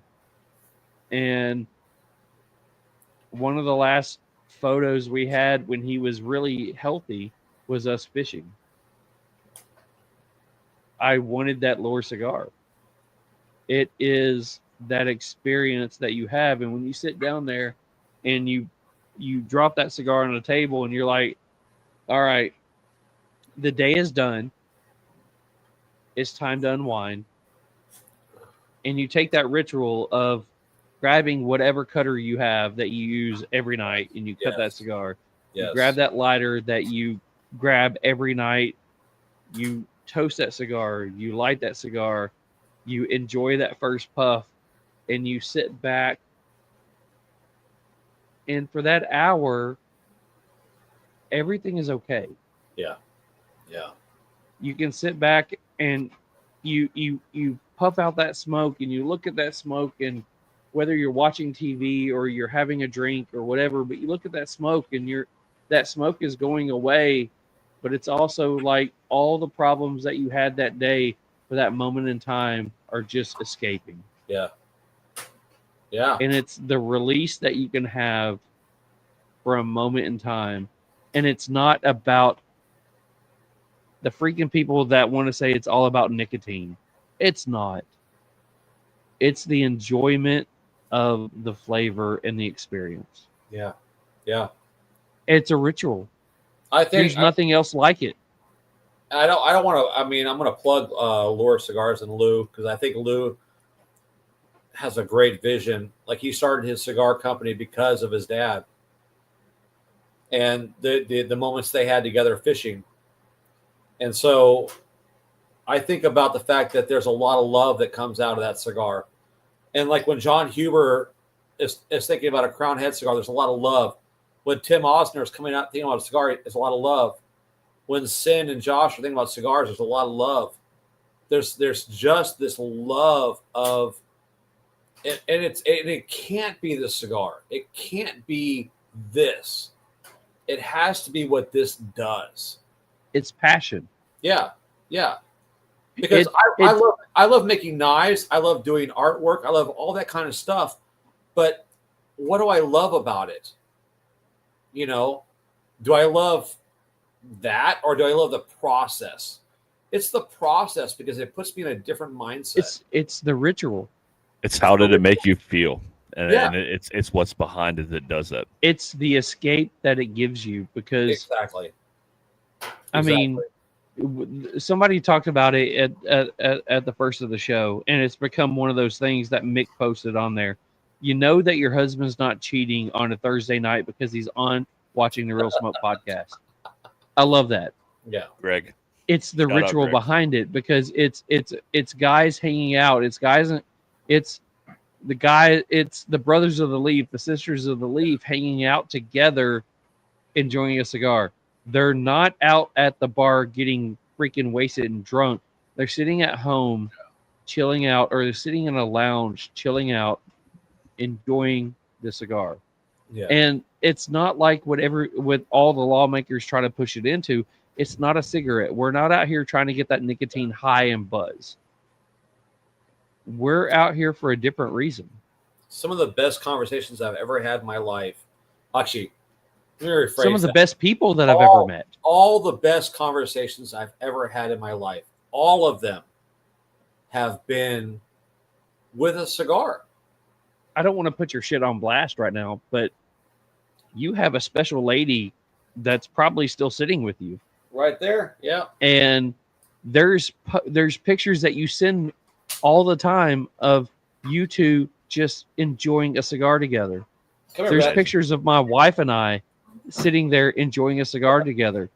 We had Mark on, and I've got pictures of him and his wife who didn't smoke cigars enjoying a cigar together. They're not enjoying it because it's a nicotine-laden cigar. They're enjoying it for the process and the everything that's behind it. Right. Hey, girl, what's up? Hey, what's up? Hi Beth. Hi. Hi, Beth. So I know we've only met you once, but I you guys are great together. We do enjoy the pictures. We enjoyed meeting you here in Memphis. Actually, twice. We saw you at Murfreesboro as well. Yeah, but amazing times over a cigar, and a little quiet. It scares me at times, but I think that's what Robert needs in his life. So it's a good thing. And by the way, she's wearing a Osner family. An Oz family. And it's Mississippi Old Miss colors. Boo. Yay. Potty potty. No, the whole cigar thing, though. I mean, I'll try to put a little bit of a bow on this. This is what we want to do. This is what we want to do. Like Charles said, maybe once a month, because this isn't. It feels like we're on a freaking Tuesday night Herf. You know, I mean, we're hanging out, and you never know where these conversations are going to take us. We jump on this show. We have fun. Yes, it's about you and highlighting your brand and what you do, but this is what we do as a crew. It's like I'm hanging out with family tonight. Literally, my notes said tonight, hanging out with Robert. Like literally, because I knew it would take us somewhere great, and this is what we do, man. So This amazing. right here is my mental awareness. This is where I stop. I take inventory. I think about where I'm at in life. I assess the things I'm not handling well. I think about the things that I am handling well. I'm not all defeatist in what I'm doing, but I'm also not all like I'm great and I got my shit together. I am sitting here going, this is a time for me to sit there and actually do an inventory on my mental well-being. And I don't even think it that way. It just happens. Yeah. I love the cigar because it's made me stop. It's made me slow down. And I'm so in a rush all the time. All the time. I'm like, I was talking to a buddy of mine because I went to the Sphere to watch U2 in Vegas. And my buddy who's with me, he's got health issues. He can't walk fast. I can't count the times he told me to slow down. Stop. You're going too fast. I can't go as fast as you. That's just how I function. Me too. And then to stop and go, okay, I get it. I remember going to Vegas and I went to the House of Fuente and regrouped, stopped, paused. I'm in Vegas, which Vegas thrives on chaos. They love chaos. And I'm in there and I'm lighting the cigar. They goes, do you want me to cut the cigar for you? I'm like, no, I do not want you to cut a cigar for me. I want to go through the whole process myself. I want to sit there and enjoy this cigar in Caesar's Palace and go, wow, I'm smoking in Vegas in Caesar's Palace. This is kind of cool. And I'm hanging out with a buddy of mine. We're going to go see U2 later on that day. What an awesome experience. And it helped me regroup and helped me like at the end of the day, I'm going, this day is not just about me. It's about me and my friend. It's about enjoying life together and getting to see somebody that I don't get to see a lot because he lives in California. And we don't do that. And again, as men, we don't do that enough. We don't stop enough. Agreed. And if you're smoking a cigar and you've lost that understanding of what you're doing, it's not just a reason to escape. It's a reason to evaluate. It's a reason to just own your shit, own the good things, let go of the things that you don't have control over, and just move in that moment. It's wonderful. The other night when Charles was talking about his dad, it was a moment to stop and just smoke together as family. It was family. It wasn't just brothers. It was family. Go to your lounge. If you're on here, go to your lounge. Go meet people. Stop. You don't have to be right 100% of the time. You can pause that ideology, whatever side you are. Just be a human being and smoke and enjoy and chill. That might be the best clip we've ever had. You got to clip that. I don't care how. Really hope it clips that. Hey, so real quick, I got to do a quick timeout. So ever since I joined TriStar, Charles is obviously, he's the president, and Robert, you've been a fixture ever since I've been there. You're one of our core group that every week you're there. We're on the Herfs together. How did you guys meet? It's weird, random timing. But like, how did you join the TriStar group? Another group that I tried to join. Okay. I've never asked this question. And I couldn't. Random timing. And he ghosted me. He ghosted me for a long time, and I didn't realize what was going on. But that group was dissolving. And then all of a sudden, I saw TriStar Herf Crew. I'm going, oh, cool. And then he finally responded back, and it was like, ever since then, it's been, this is a good group. This is a great group of people. This is a people that they love each other. I love going on the Herfs. And some of you guys aren't a part of the TriStar Herf group. You can be. Do it. We meet every Tuesday. We meet every Saturday on Zoom and on Discord. It's chill. It's kind of like this, but it's therapy. It's one-on-one. It's someone talks about something and everyone has no one's judging you. Not a single person in this group judges you. And to talk about the TriStar Herf Crew, there are other groups that are out there that are like that. Cigar Army is like that. There are a lot of groups out there that just want the brotherhood of the leaf and this ability to enjoy. You guys, I think about it all the time. We weren't created to handle this kind of stress all the time. You've got to have a time to unload. You've got to make space. Find a time. If it's not with our group, it's with another group. Find a group. Get a part of it. Fall in love with just stopping and slowing down. It's not about the group at that point. You're in recovery. Trust me. You're rushing. You're doing all this stuff. You're bitching about the traffic. You're bitching about your work. You're bitching about everything. Then you get on the group and you stop. And you stop. And your tone changes. Some of the worst days I've had. So I mean, I've said this, but I moved down here away from friends and family. My kids are still in Pennsylvania. My parents, my family. Me and the wife moved down here, and for my job. But we wanted to start over, and it was literally within 2 weeks of moving here. We kind of wanted to find ourselves, start dating again, kind of do our thing. Within 2 weeks of moving down here, I became a member of the TriStar Herf Crew, and I think I've maybe missed 1 or 2 Tuesday nights, and it's because I care, and everybody cares. We get on there, and it's my stress relief, it's my therapy, it's every week. It's more than just friends, this is family at this point. Yeah. And obviously I worked my way up the ranks and got voted in and whatever, but like I would do anything to try to help out anybody in this club, and I guess that's kind of why I am where I'm at. But I do truly care about what we do as a club, because it is my therapy and it means so much to me.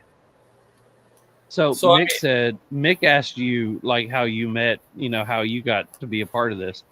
Mick messaged me about 3 or 4 months before he moved to Tennessee, and it was just some random message that I got. Hey, I might be moving to Tennessee, work for whatever profession, interested in joining if I move there, let you know when I do. And I'm like, yeah, whatever. Okay, cool. I give him the whole nice, presidential thing and say, cool, check in with us when you move down here, blah, blah, blah, blah, blah. And don't hear back from him for months. And I get a message saying, hey, I'm here in Memphis, looking to do this. And I give him all the information. And the rest is history. Yeah. And, you were talking about, you were talking about, the release, the ritual behind it. And we were talking about that. It does give you that sense to slow down. Yeah. And not going back into bad choice of words. Oh my God, this is going to be horrible. Not beating a dead horse, but when I was going through the shit with my mom, it was literally one of those things, especially after Christmas. I was lighting up a cigar. I was out here by myself, and I'm literally having conversations with my mom. I'm talking to her. I'm trying to recover. I'm trying to regroup over what the last couple of days has been the same thing with my dad. We all have regrets when it comes to, parents or family or whatever. And I'm doing the whole, I'm just talking with him. I'm over there. I'm praying. I'm closing all the chapters inside my head that I can. Yeah. Yeah. And, I could do that sitting in a pew at church. I could do that sitting at a bar getting completely wasted. But I'm choosing, because it's my choice. I'm choosing to sit out here, and I've got something minute on TV, sitting out here, lighting up a cigar, going through my thoughts, processing what's going on. And I'm talking with my dad. I'm telling him, hey, wish we could have done this, wish we could have done that. Sorry about this, sorry about that. Yeah. But I'm getting out all the things that I wish I could have said that I didn't. Yeah. But it's not in a drunken stupor. It's not on drugs. It's not doing all the bad things that you could be doing. I'm sitting out here enjoying a cigar. Yeah. And Mick talks about jumping on the Herf. It is therapy. There are multiple. I mean, the majority of the time, it's us just talking about nothing. Right. We are not, the racy, the really crazy cigar groups that are out there. They all have their place. Yeah. We are a chill group of people that the majority of the time, we are the Seinfeld of cigars. It's a whole lot of nothing, but it's something. Yeah. But then it's somebody that comes in and is talking about they're going through a divorce. They're talking about losing family.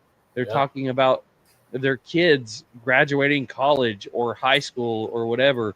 They're talking about, they just got an adoption and they now have new family members in their lives. Yeah. And we're all talking about that together with them. We're celebrating that experience with them, or we're we're crying with them. We're that shoulder to lean on. Yeah. And we would not have found each other if it wasn't for something as minute as this. Yeah. And you have all the political people. We're not going to get into that, but we have all the political people that tried to say that this is the devil. Even the platform that we're streaming on right now says this is the devil. Yeah. It's not. No. I mean, the weird thing is like in our group, we have guys that come on and maybe say like 2 or 3 words the entire night. And they're on the entire length of the Herf. And I sit there and I think, what if we weren't there? You know, that's just as important to them as the guys that are chatty. It is. They need that time to just break down and it's the guy time or whatever it is, whatever they need. You know, they're enjoying life. They're enjoying. There's been many nights where I've sat back and literally had my hat pulled down. I'm still at work. Yeah. And you guys are like, hey, you're quiet tonight. And I'm just like, hey, I got this going on. I'm hanging out with you guys. I'm listening. I'm just chilling, but I'm also doing work. Y'all do that. And when it's something that I feel that I need to talk about, I'll jump on, I'll quit work and I'll do that. So by the way, while we're having real smoke, my real bladder is about to take off. You got to give me about 3 or 4 minutes to come back and be. All right, Mick Jr., go ahead. I gotta pee at least once a show, so how about it, man? So give me a second. I'll be right back. You guys can take over, and I'll be right back. All right, so Love you guys. Oh wow! I'm not the first one tonight. I love it. It's great. Hi. So now I'm on the big screen. So I'm gonna call out Mark right now, our buddy from New Zealand.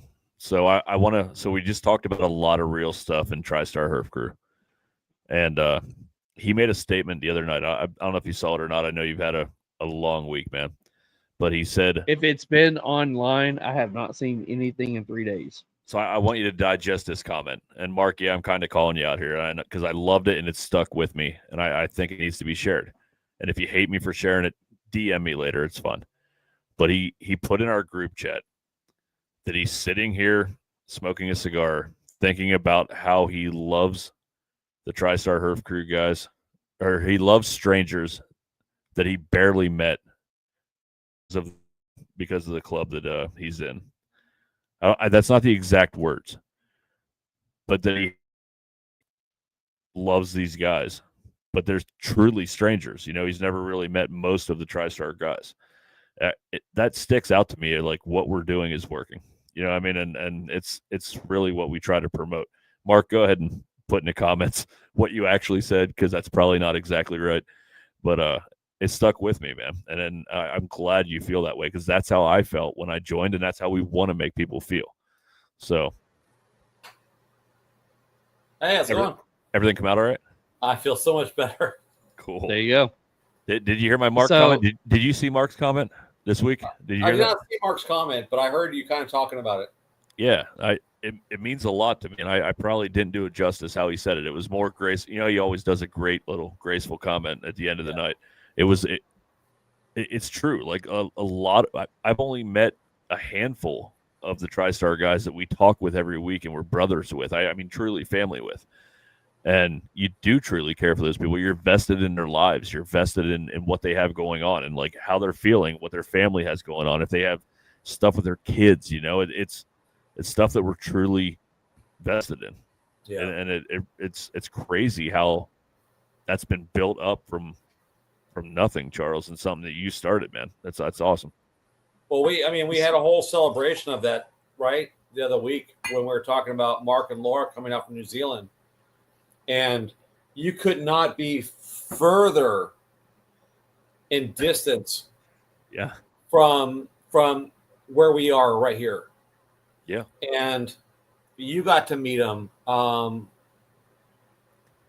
They had experiences in Texas. They had experiences in Tennessee, when I got to meet Mark, it was like, and Laura, and I've never had a conversation with Laura, but I It's felt like like we knew them forever. right. Forever. If you're looking for that, even if you're not ready for that, and you're on this and you're listening to this podcast right now, know that it exists. Know that it's real. It's not pretentious. It's an amazing thing where it's like I talked with them and you know you go through this whole myriad of ideas of what it's going to be like when you meet this person for the first time. Am I even going to recognize this person? And of course, Mark comes up wearing a Southampton jersey. God bless him. but we connected right away. And that's what we do as a group. We're not sitting here. No one here is going to judge you if you're new, if you're at whatever state you're in, wherever you're at mentally. We're here for you. We love the interaction. We love the conversation. Like Charles and I feel like when he talked about his dad passing, it sent me back in time, Charles, to like my dad, and it made me think about all of the memories and everything I went through, and not that I was, like I can share with you what was going on, but I held his hand when he passed. And I remember like being in Tennessee praying, going, and this might go against Mark's theology, but whatever.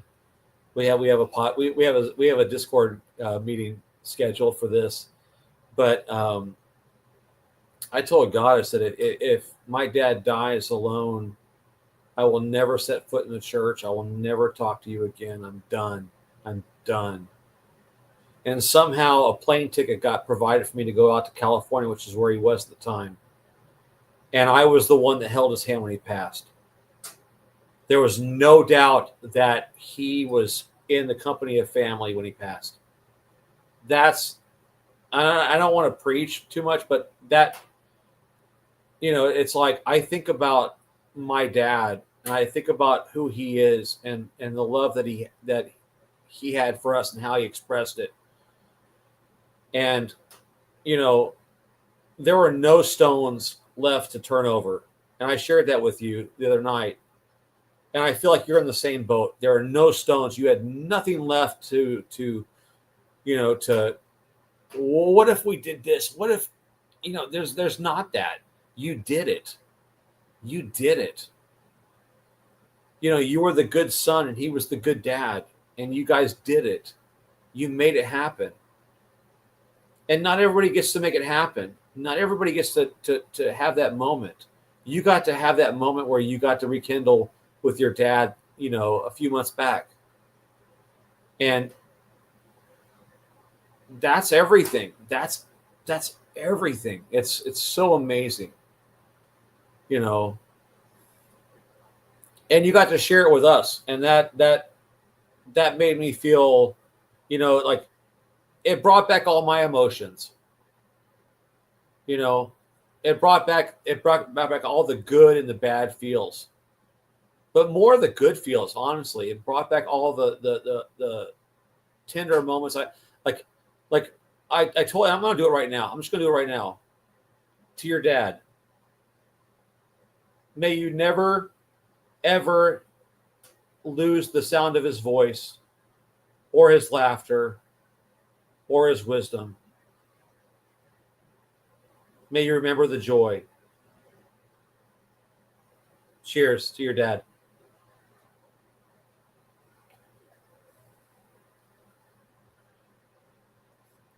So about knives. So that's what we're talking about. We're talking about knives. I needed to break it up, brother. Jesus. All right. My last little thing is, man, I got nowhere to go from here, but my dad's 91 and I feel you on that. I don't have many. That's amazing. That's amazing. I don't have many. I just talked to him today, man. I call him every Thursday. My mom about 10 years ago had bone cancer and fucking lymphoma at the same time. and she somehow lived. My mom's 90, my dad's 91. They still live on their own. My dad still drives. He shouldn't. It's fucking terrible. I want to be driving at 91. Yes. It's terrible. He's one of those guys that I promise you to this day, if you were in the back seat, he'd be talking to you the whole time while he's driving for like 5. I have no idea how he does it, but he should not be driving. But anyway, 91, and he still pretty much does everything around the house. Takes care of mom. She's kind of on the decline a little bit, but I do think every day, did I make the wrong decision by moving away that far? But my daughter has stepped up, my family has stepped up, and I check on them every week, man. But I know it's a fact of life, and it sucks. It sucks, and no matter how you look at it. But not having many regrets when that moment does come, I think, is the key to everything. Like you've shared those moments, you've had those moments. Yeah. And let's get back to fucking knives, because we're all about ready to freaking shed a tear here. So let's do this. Well, too late on that one. We have a few comments I want to go into. Okay. So Josephus is on here. Of course, Josephus. So, we're actually got a few comments. He says, when mom mother-in-law passed a few months ago, my wife and I were in the parking lot watching the van leave with her in it. I started the car and the radio saying, "Lord, I'm coming home to you, Alabama." I love Alabama. Great, great band. By the way, got to ask this one just because favorite Christmas song.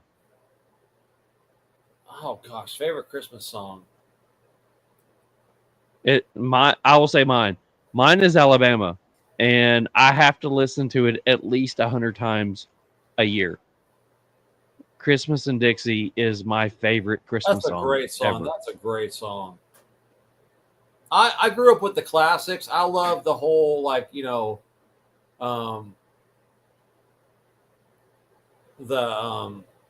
traditional Christmas carols with the old, like, crooners.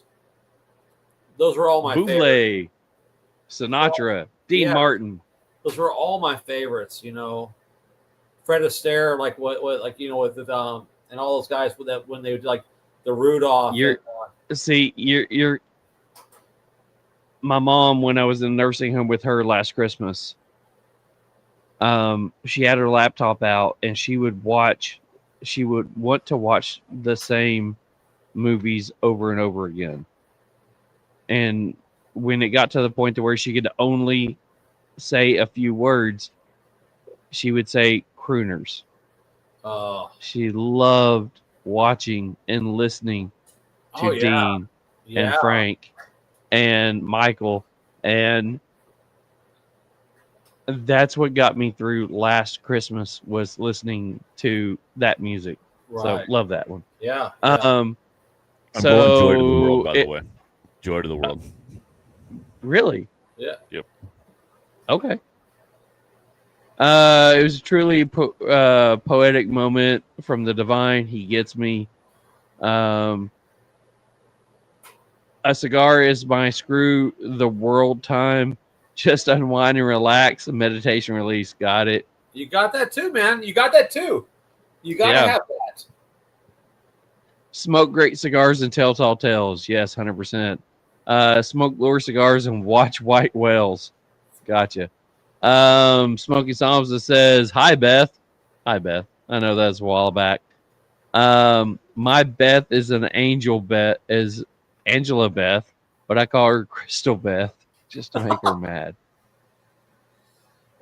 I love him. I really do.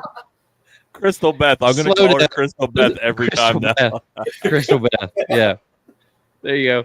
Slow down. I had an author that was reading my stuff tell me today, comedian Joe Wolf told me to slow down when I'm on stage with an open mic. They both told me to slow down. Take a breath. Yeah. Yeah. Stop for a moment. Yeah. Stop. Let's see. What else? I'll give it a whirl. Both at once. I play like a... Okay, Mick, pronounce that one. Diggery-don't. It's like a didgeridoo. Didgeridoo. Didgeridoo. Didgeridoo. Look at me go. Yeah. Next time I'm up in Tennessee, I'll try to find a good local lounge. I get up to Knoxville, Jackson, and Nashville areas from time to time. There's a lot of good lounges in all of them. If you're in Nashville, message me. I'll come and hang out. Went to Smoker's Abbey near Memphis in September. I was near there. Great brother, sisters My of neck the of the lead. woods. Yeah, my neck Yeah, of the that's woods. Mick's area. It's actually come a long way since you were probably there. They're really on the rebound right now. So check them out again. Mark says, "Damn, dude, got me taking some deep breaths at work." Yeah. No, it's important. Got me all mixed up. Perry Como, Josefa says. Iki Kliki Maka. Yeah. It's the Hawaiian way. To say Merry Christmas today. Yes, exactly.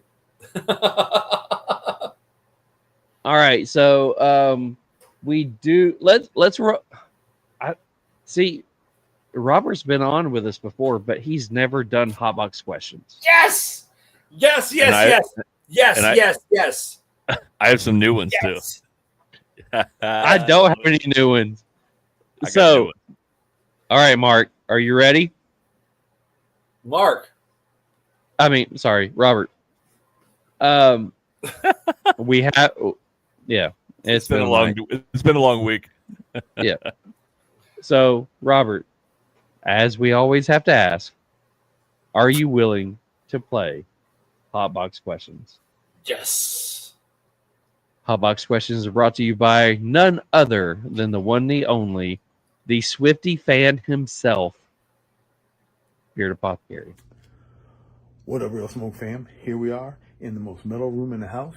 I'm going to take us on a little secret mission into the secret lair of the mad scientist. Do not tell her I showed you this stuff. This room freaks me out.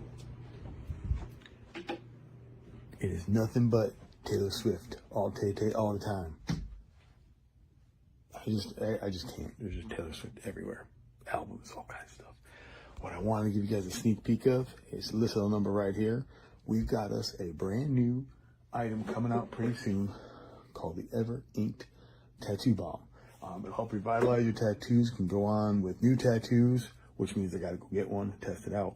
We should be releasing that in the near future. I'll keep you guys up to date. Thank you guys very much. Make sure you like, subscribe, and follow the boys. Peace out. So, by the way, Yeah, I I love don't John. have very many tattoos, but this beard is 100% Beard Apothecary. You don't have many tattoos. I mean, what are we considering many? Are you reading my questions? I don't know. Damn it! I have no face tattoos. Stop peeking. Please don't. Yep, That's don't. what she said. Yeah. All right. All right, you know- Nick. So Question number one. I've never heard anybody get so excited about hot box questions. I know it's weird. I'm I like it. I'm so freaking excited. I'm so and kind of nervous because it's like, but I'm excited, so excited. This is my God. awesome. Bucket This is, list. the this is the reaction we look for every week, but we rarely get. So thank you. I appreciate it. All right. So, every week I start out question number one. I ask, what is your least favorite sound? That's one of my favorite ones because I like to know these. So I'm not going to say that this week, though, because it's you. Oh, I've got the answer. What is for that. you can give that one too if you want, but what is your least favorite tattoo? Fucking weird that you said tattoo. Okay, so I have a tattoo on the back on my left calf, and it's spirit, soul, and strength. And the word strength is spelt stringa. and here's how I found out it was spelt stringa. I was showing it off to a girl that You had Mick write it up for you. No, I this girl that I was interested in, I'm showing her my tattoo, and she's all,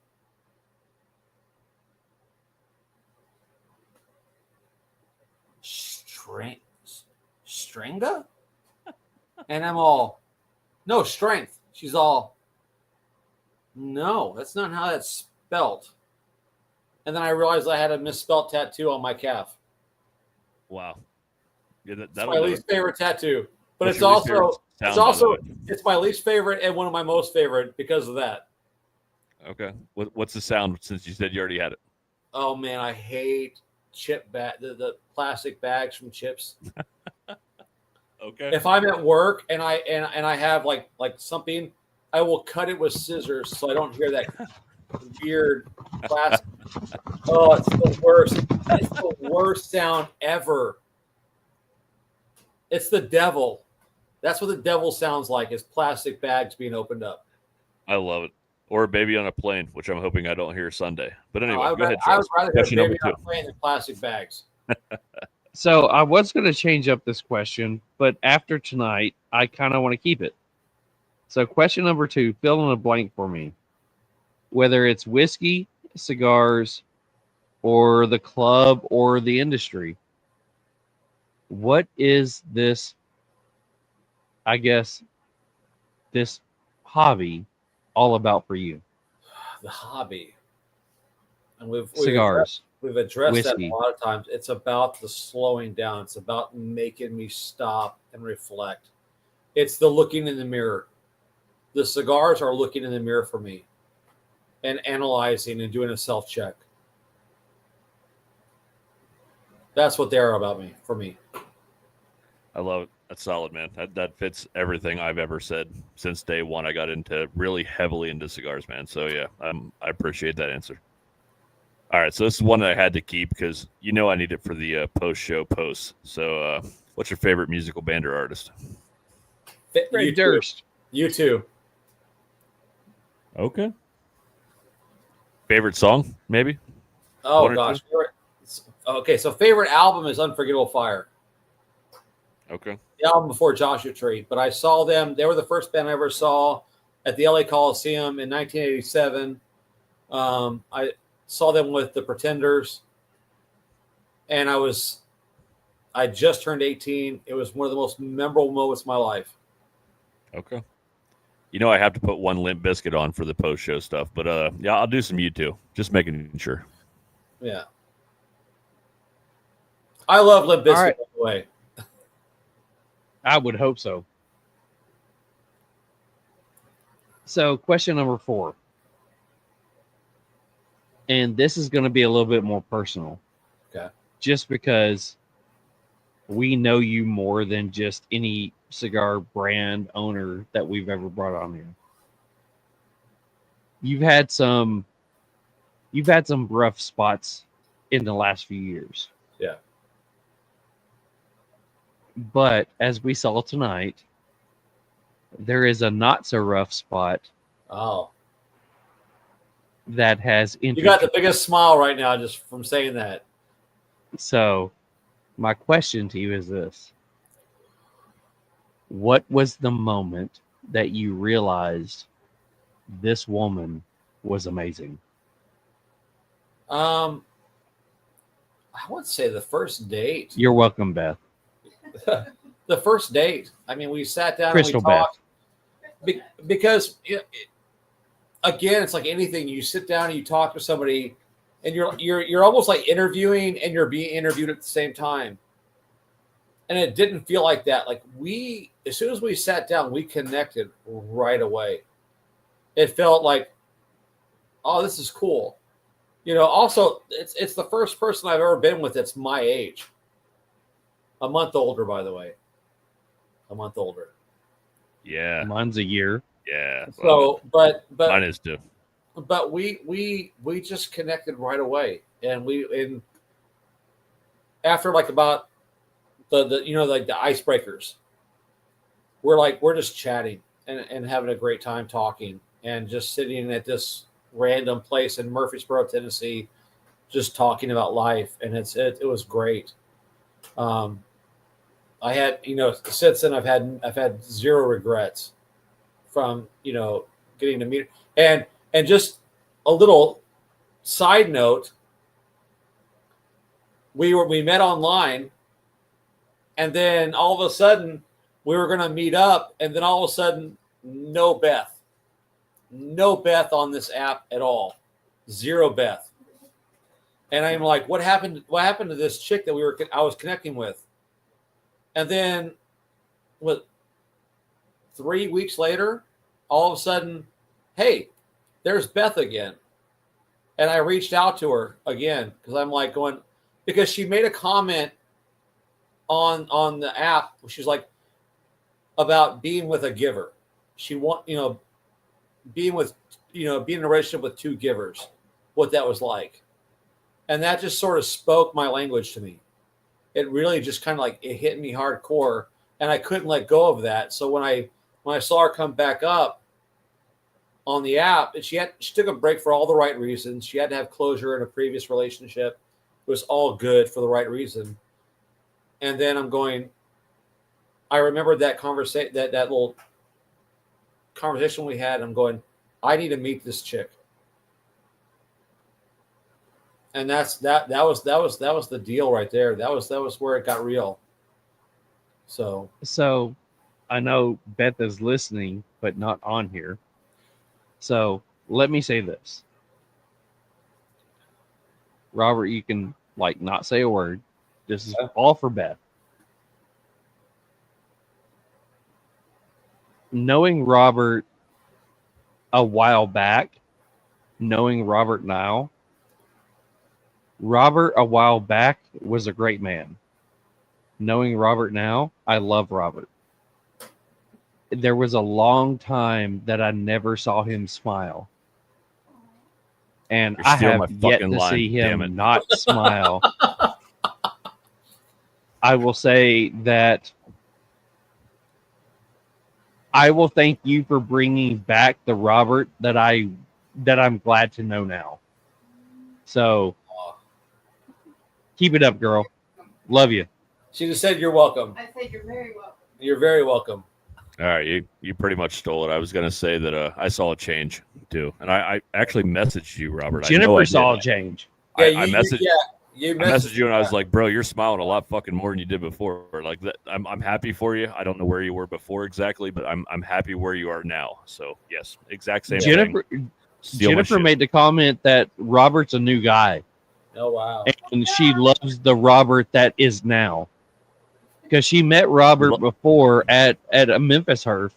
Yeah. And we, the three of us, me, Jennifer, and you, we talked a lot that night. Mm-hmm. And then she didn't see you for 6-8 months. And then when she saw you again, she's like, Robert's a new guy. What's going on? Yeah. And when I told her, she's like, Robert is the best Robert that he could be right now. Kenda said pretty much the same thing, because I know you and Kenda had some deep conversations about who the fuck knows what out in Memphis the first year, and then the second year she's like, yeah, he's in a great spot. Same time that Jennifer was the same. It was the same her. Well, tonight's probably gonna be a great night then. By the way. No, all right, awesome. Mick, it's all you. We're happy for you, brother. That's all it comes down to. I'm happy for her. She's got a great guy. Yeah, I mean, Fred Durst lookalike. Fuck. So. I mean, anyway, she did it all for the. She did it all for the. Damn it! Yes, I gotcha. Fuck! I was saying the same shit. All right. Hold on. All right. So question. I love it. All right. So question number 5. I changed this one for you. Also, the next 2 are personalized for you, brother. Okay. All right. So you've lived in Nashville for quite a while now. Yeah. If you had to pick one off the beaten path place to go have a drink if someone was coming into town, not a touristy, not a bullshit spot in Nashville, because I mean we've all done that. I do enjoy Nashville. Where would you take someone for an off the beaten path drink experience, whatever? There's a few places in 5 Points that are great. There's the Red Door, which is owned by like Chicago natives. And so, when you walk in there, everything is like a Chicago themed. It's pretty freaking awesome. It's also where I realized that Red Bull is the devil, because all the women would come in there and be like, let's have a toast, and you're going, okay, I'm in, and you're like, Red Bull, Fireball, and Fireball's the worst. I've had a few drinks, by the way. So Red Bull, Fireball, it's all the same thing. Same thing. Yeah. But Red Door is really great. There's a lot, even like the Abbey is a great place to go and meet somebody and have a drink and relax. It's very, So there are two abbeys in Nashville. Which Yep. one would you go to? So there's the Abbey in Gallatin. There's the Abbey in East Nashville. East Nashville is the original Abbey. So there's Gallatin, there's Memphis, there's Austin, and now there's Jacksonville. They just opened up, Florida. And East Nashville, hands down, is the best lounge. It's so many memories. The guy who owns it, Josh Stump, was the pastor of the church I went to. He's a great dude. Awesome environment. Go there. Let me know you're going there. Let's have a drink. Let's have a smoke. Let's relax. Let's talk life and laugh.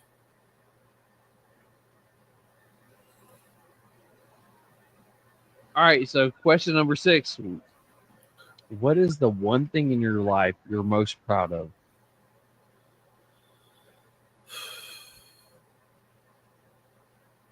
My 26-year-old told me the other day, when he was like a freshman in high school, he had a math teacher that was like a complete dick.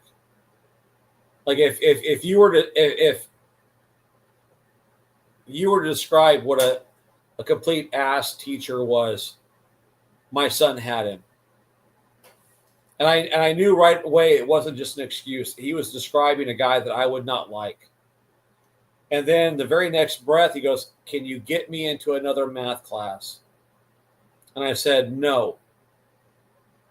You've got to figure out how to deal with this personality type, because this personality type will haunt you the rest of your life.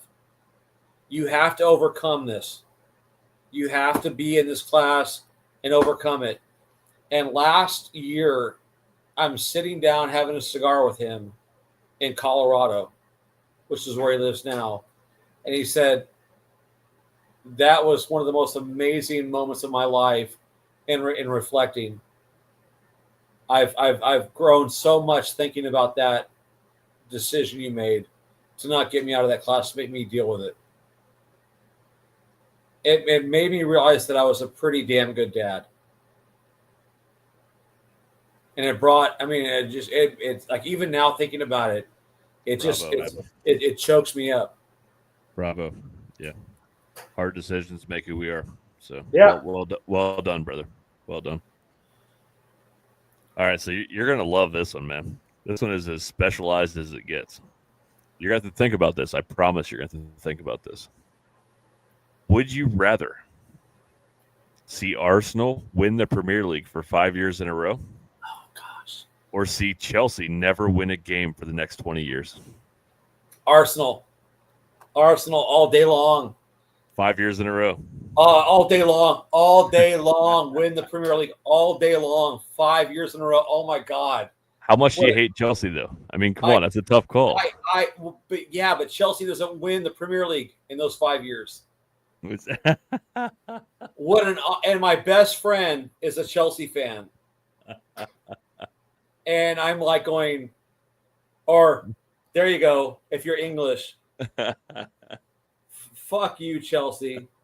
Fuck you. All right, that was my favorite question I've asked in a while. Carry on.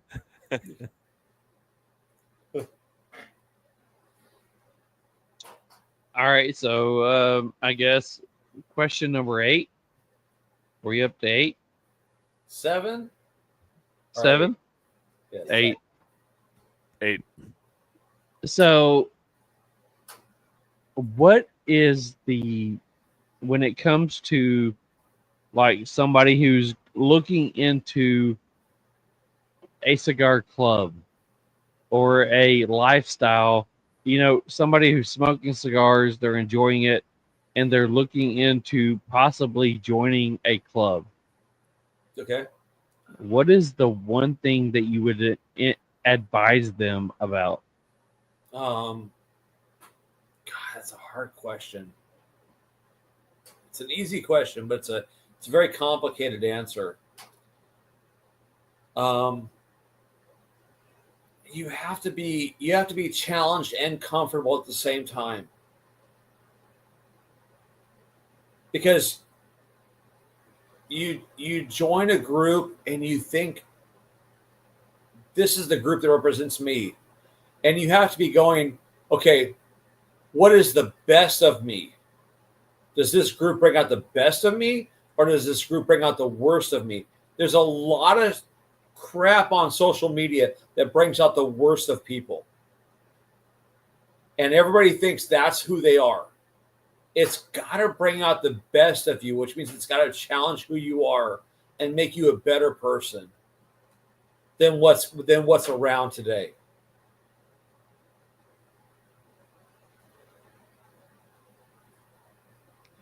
That's a solid answer, man.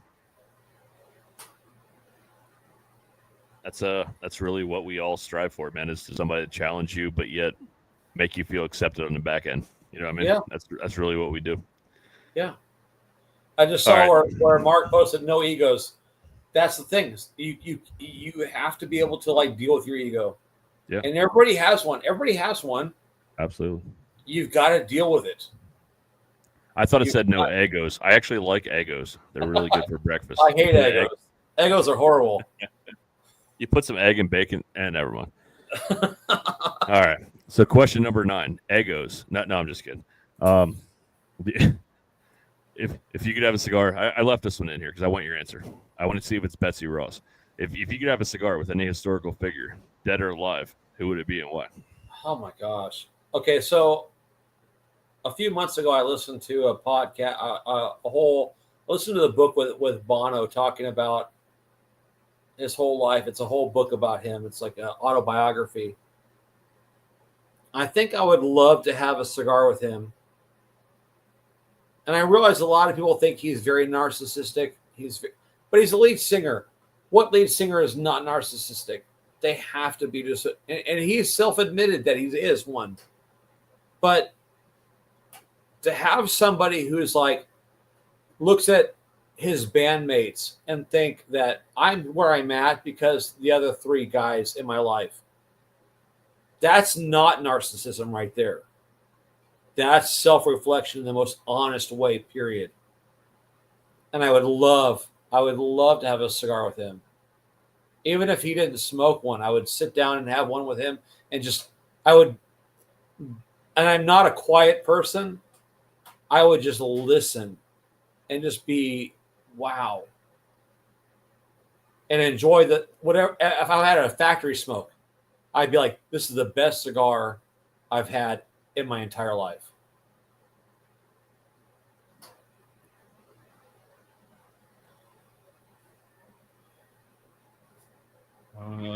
I think we lost Mick. Well, you're the next question anyway, so it's okay. All right. So the final question. The question that I ask everybody, and I will never not ask this question. What's the best piece of advice you've ever been given?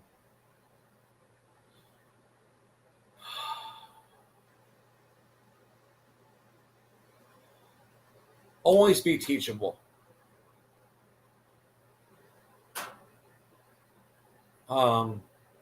The guy that gave me a chance in manufacturing, that's what he said to me. Always be teachable. Do it my way until you found a better way. And then talk to me about it.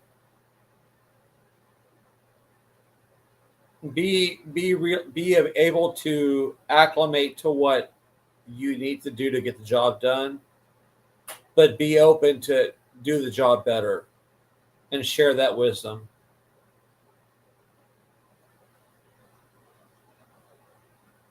That right there, I mean, that's carried me for 34 years. I can be around a guy who's never been in my trade and do something that I've never seen done and go, dude, you figured something out that in my 34 years I've never done.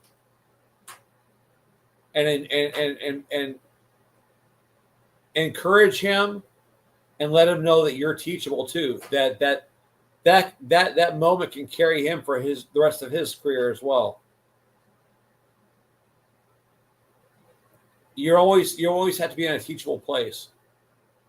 You always have to be able to learn that you haven't arrived. I want to be on my deathbed and have a teachable moment.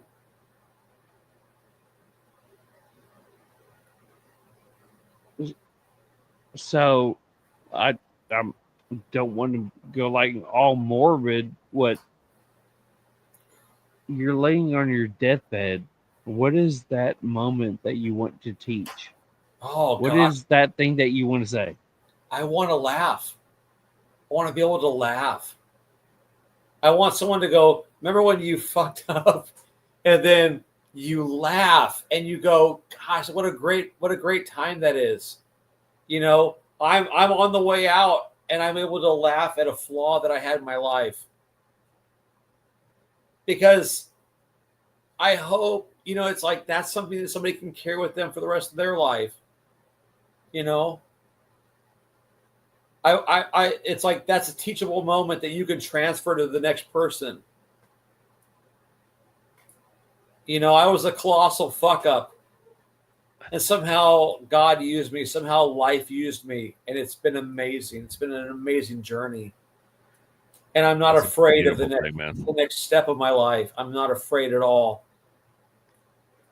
It's a beautiful thing, man. We've all made mistakes, and being able to look back and laugh at some of those fuck ups, those mistakes, it's a beautiful part of life, man.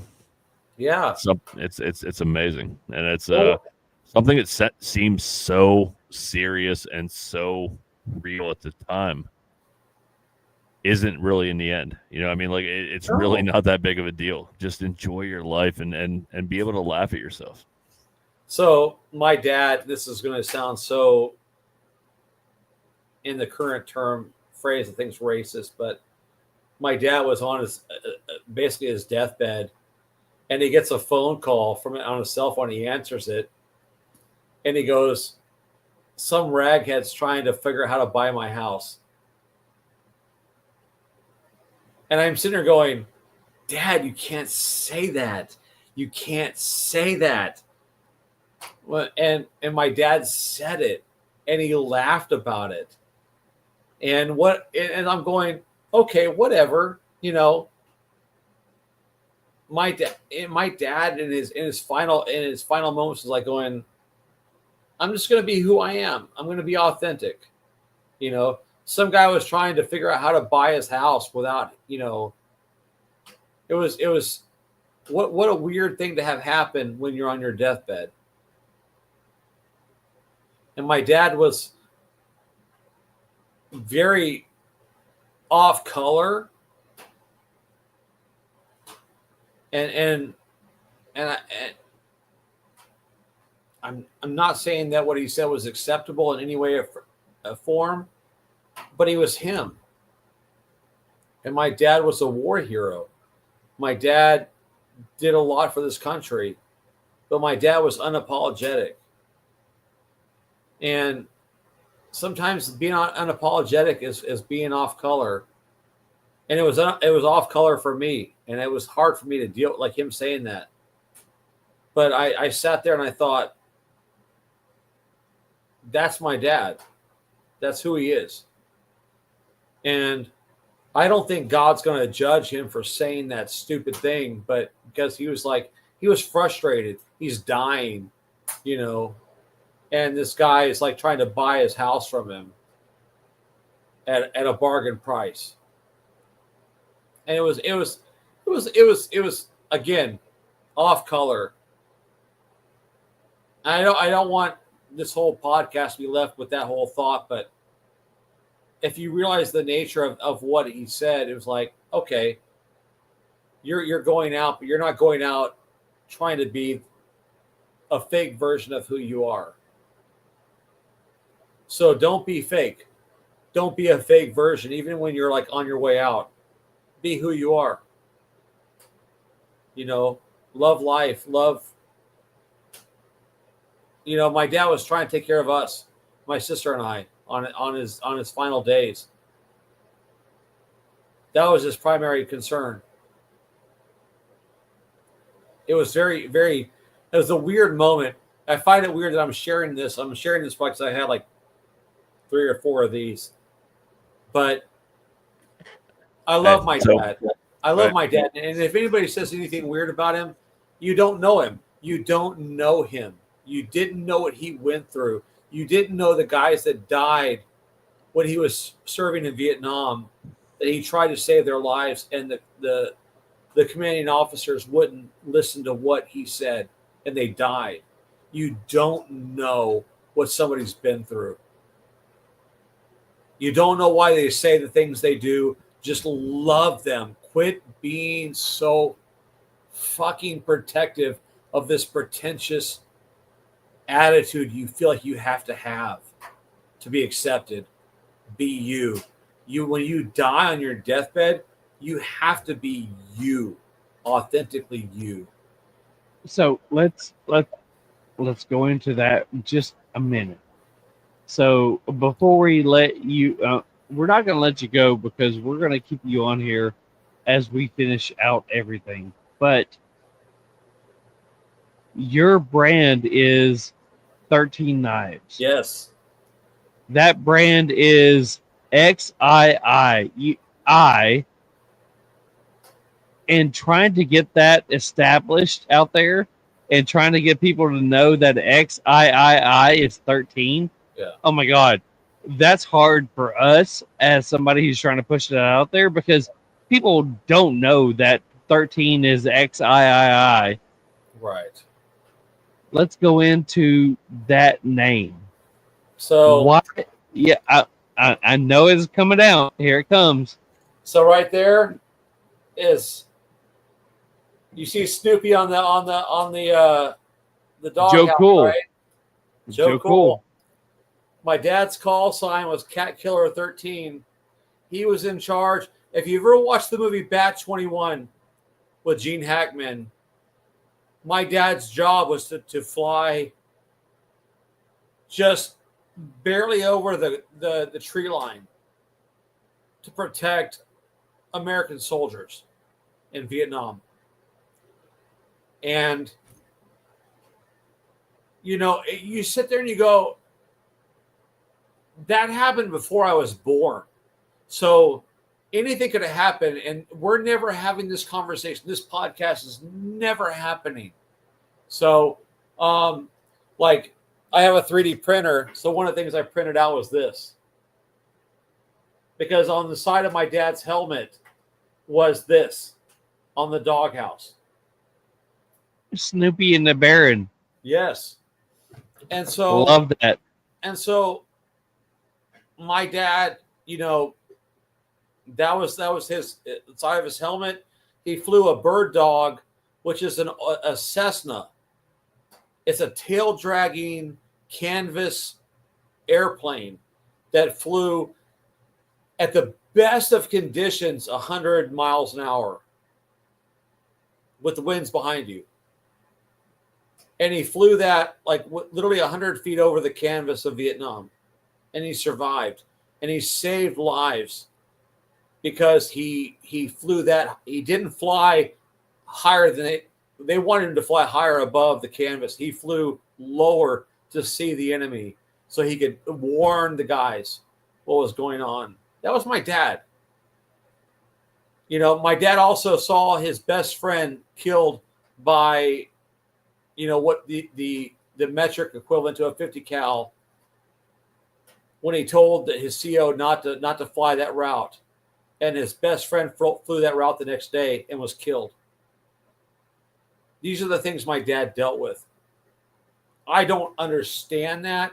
I can't fathom that. I also can't fathom coming back to a country that detests you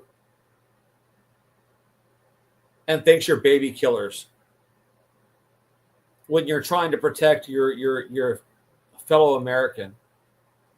and you're in a war that you should not have been in.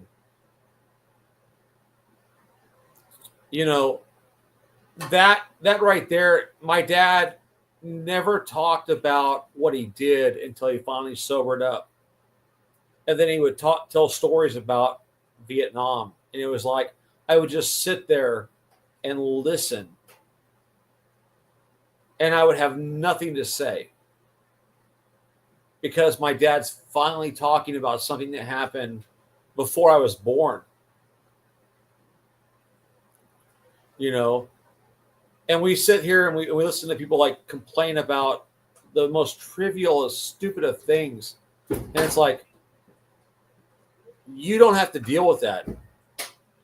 You don't have to deal with your best friend dying. You don't have to deal with the chaos of that. You don't have to deal with coming back and being basically treated as a villain in your own country.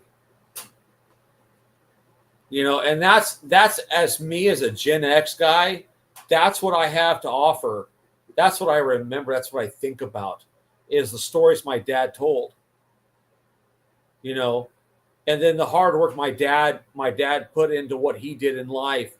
That's why everything I do in knives is to the best of quality that I can come up with, because he's the one that I'm proving myself to. Not me, not you. You know, not anybody. It's my dad. It's who he was as a human being. That's who I'm proving myself to, day in and day out. Exactly. And real smoke, real moments, real people, real cigars. I mean, that's kind of our whole thing. I'm dude. Bravo. Yeah, man. My dad was in the Korean War. He's told me some stories. I really want to pick his brain one more time. But if you get that opportunity, Mick, do it. Do it. Whatever it takes to get that out, do it. Yeah.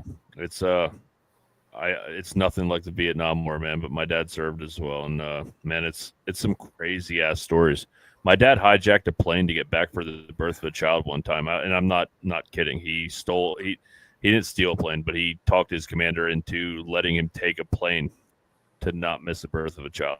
I mean, stories like that are just something you don't hear, like in this day and time that we live in, man. So it's just what a real fucking night, man. Like, so I'm gonna try to put a little bit of a bow on this. We tried to, you know, this obviously we wanted to have you on because you are a sponsor and we love you and you're our brother. But we also wanted to try something new. That's something we're looking at for 2026 is to have once a month with just a real fucking night where we're back and forth with shit. We went off the rails 30 fucking times tonight, and it is one of the best shows I've been a part of, man. Thank you. Thank you. You said this is like number 55? Number 55. My favorite number is 55. For a the reason. USS Congratulations. is number 55. For a reason. If you ever get a chance to go to Raleigh, I don't know if it's Raleigh or if it's I think it's Raleigh. But go to that battleship and sit there and step on history. Step on what your freedom is about. You know, it's not about what the politicized idea of freedom. It's about a bunch of men who left their families and loved ones to fight for what we do. They didn't have a say-so. You know, you can look at the motive as being wrong, but these men did everything they could do that what they thought was right. Everything they thought was right. And you can bastardize them, you can talk shit about them, but they did everything they thought was right for their family. And if you don't like it, suck it.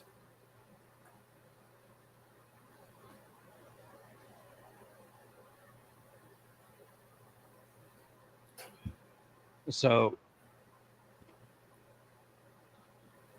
I will say that, what you were saying touched me a lot.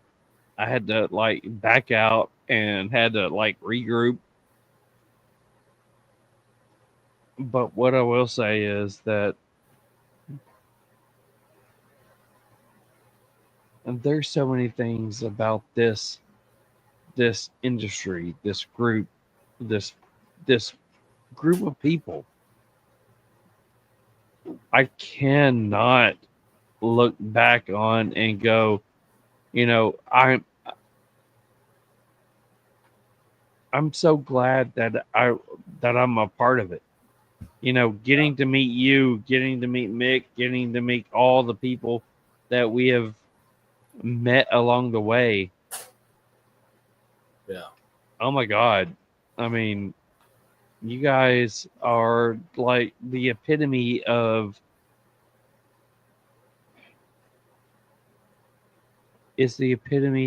like true people. It's the true bond, the true friendship, the true love of just people.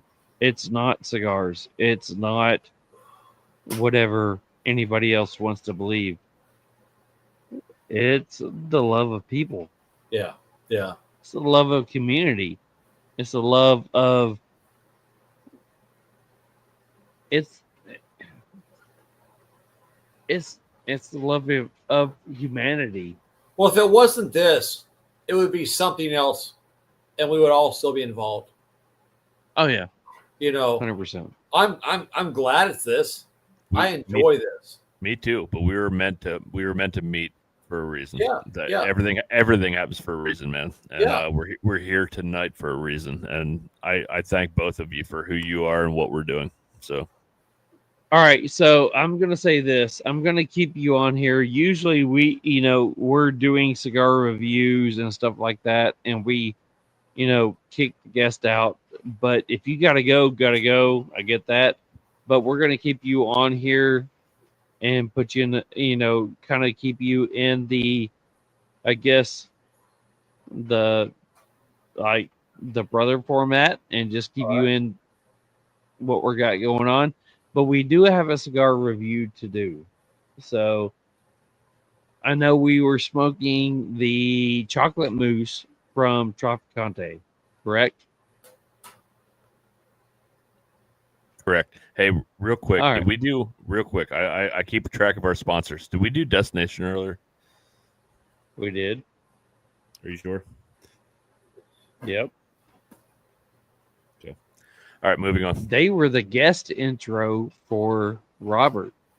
I swear we didn't do that. I swear we didn't do that. Okay, We go ahead. did. Next We one. did. We I did. swear. I only had 2 fucking old fashions tonight, man. I'm not even that bad. I didn't mark it off. I'm sorry. Jesus. You're in Memphis though. Crucify me. Yeah, Okay. I get that. On to the next. All right, so we do have a cigar review to do, and that's going to be brought to you by Cigar Army. Tonight's cigar review is proudly sponsored by Cigar Army. The Cigar Army is a community brought together by their shared love of cigars, but bonded by something much deeper, their mission to give back to those in need. Through Operation Give Back, they honor the courage and dedication of our military and first responders, both active and retired. Their bravery and selflessness make the freedoms we enjoy possible, including this very moment to sit here, share a cigar, and connect with our Real Smoke audience. Every puff carries a story. Every draw is a tribute to their sacrifices. This isn't just about cigars, it's about gratitude, about compassion, and about giving back to the heroes who shaped our lives. Join them in the mission to make a difference, one cigar at a time. Check them out on Instagram at Cigar Army 3 or search Cigar Army on Facebook. Together, we can turn our passion into purpose. Hello, everyone. This is Coop and Pugs from Cigar Army, and we're here to announce our annual Toys for Tots fundraiser raffle, which will be kicking off in November. In the meantime, we are accepting donations of cigars and or cigar-related items or swag for the raffle. This year, on December 13th, Cigar Army will be hosting an event at Brothers of the Leaf in New Windsor, New York. On the day, we will also be doing the live raffle from that location. Details are to come as Cigar Army is still finalizing all the details. Once again, we'd like to thank Brothers of the Leaf and our brothers at Real Smoke Podcast for their continued support. Thank you. All right, so one of the things that we are doing is we do have the, the cigar shirt that we are doing. So this one is, check out the awesome display guy on here. There he is. There he is. The Real Smoke Podcast, Operation Give Back. It is the shirt that we are giving, or that we are selling, and every bit of the proceeds that we are doing, which is only $5 a shirt, we're giving back to Cigar Army. So check out that shirt. Go to the link in our bio. Go check out that shirt. Go buy that shirt and help give back.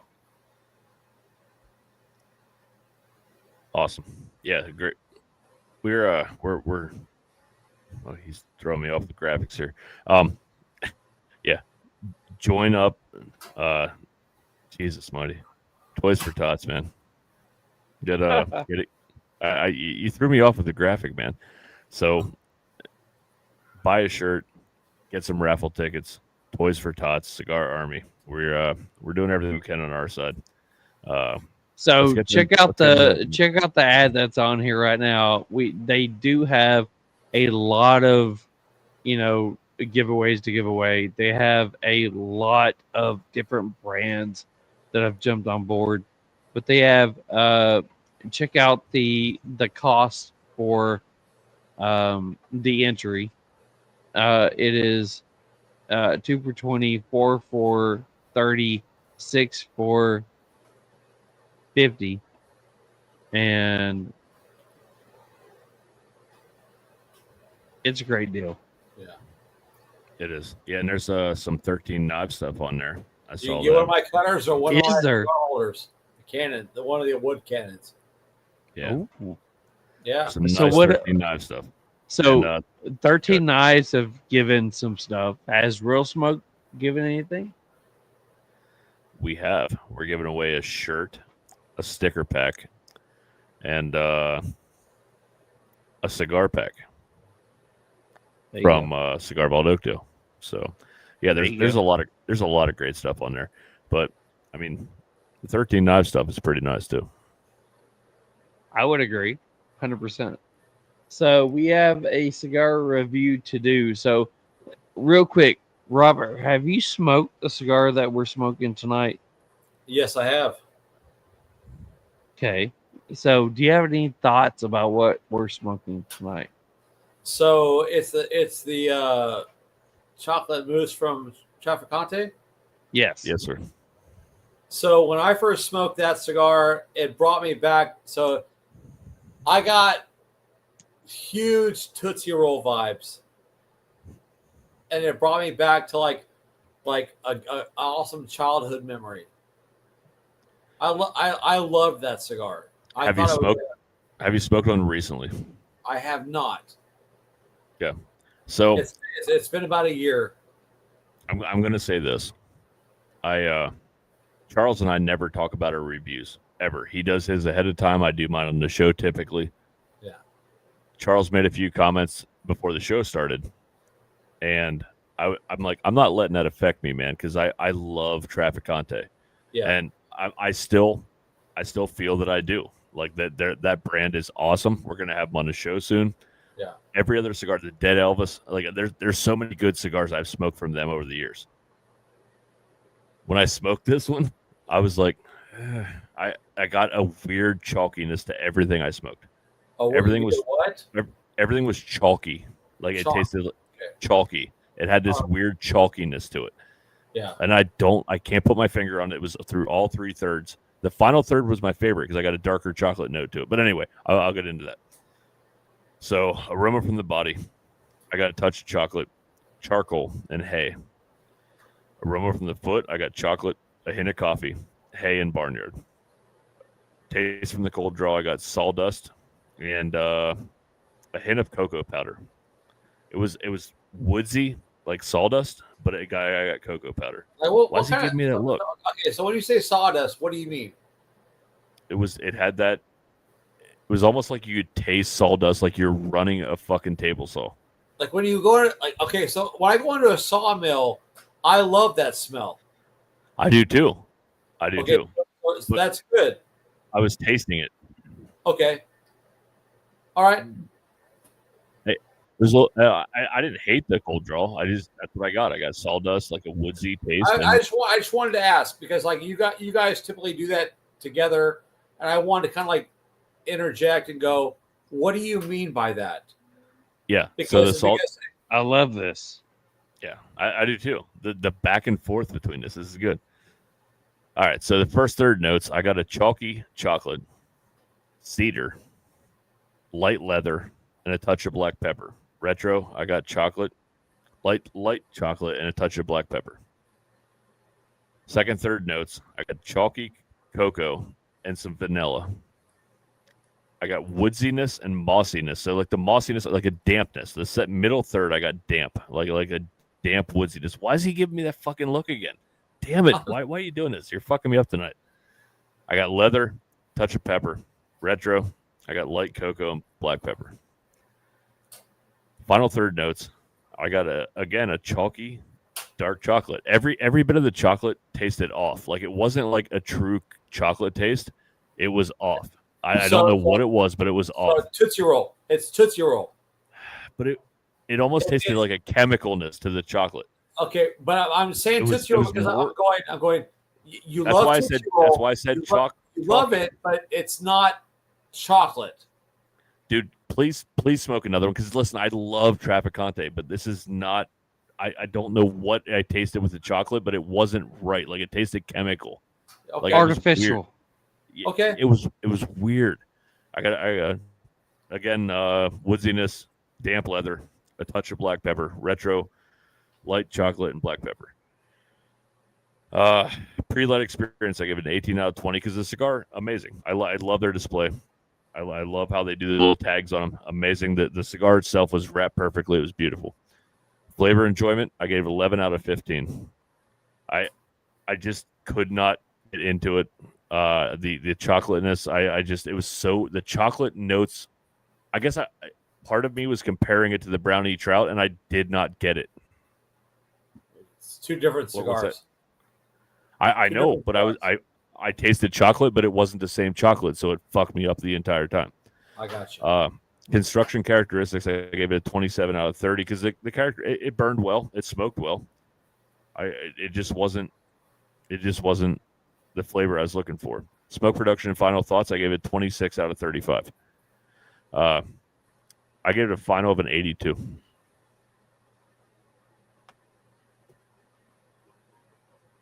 Oh, I'm not even doing any math on that one. So aroma of cold draw, milk chocolate.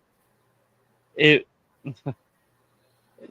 cannot like taste a cigar and not taste milk chocolate. Aroma off the foot, chocolate molasses. On the light, woody, slight chocolate, slight pepper.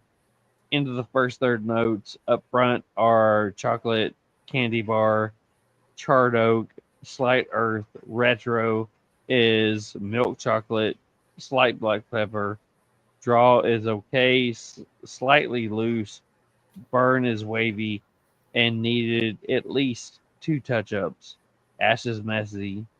Strength is medium minus. Into the second notes up front are dark chocolate espresso followed by a slight pepper note. The retro is artificial chocolate sweet chocolate sweetness followed by an earth and black pepper note. Burn is still wavy but no touch-ups. Ash is messy. Draw is still the same, medium strength. In the final third, notes up are more bitter. Black coffee, charred oak. Retro is coffee, earth, woody. A slight black pepper note. Draw and burn and ash is still the same. Strength is a medium minus. Pre-light experience, 18 out of 20. Flavor enjoyment, 12 out of 15. Construction and characteristics, 24 out of 30. Smoke production and final thoughts, 20 out of 35. Strength is a medium. I give it 82. So you take Mick's 82, my 82. I think you get an 82.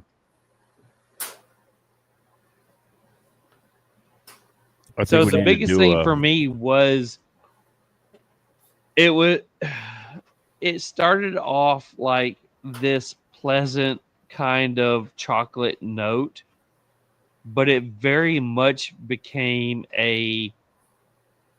for me, a rancid kind of like artificial Tootsie Roll.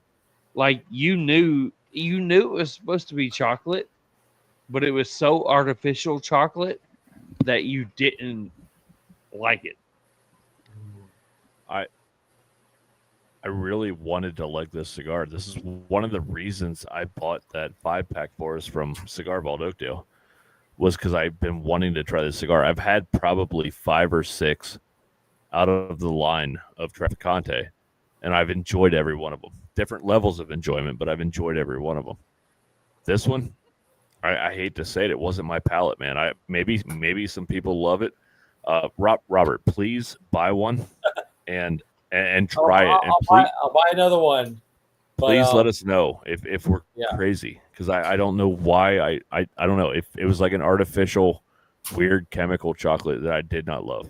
Okay. So give me a second. I'll be right back. I got you. All right. So let's move into prizes. So we do have a couple of prizes to give away. We are giving away a $25 gift card to Cigar Vault Oakdale. We are giving away something from Beard Apothecary. So this is new. And we picked this up from a couple of different podcasts that we are listening to, whether it is Cigar Dudes or it is who else? Oh shit. Yeah. We just talked about it on Tuesday.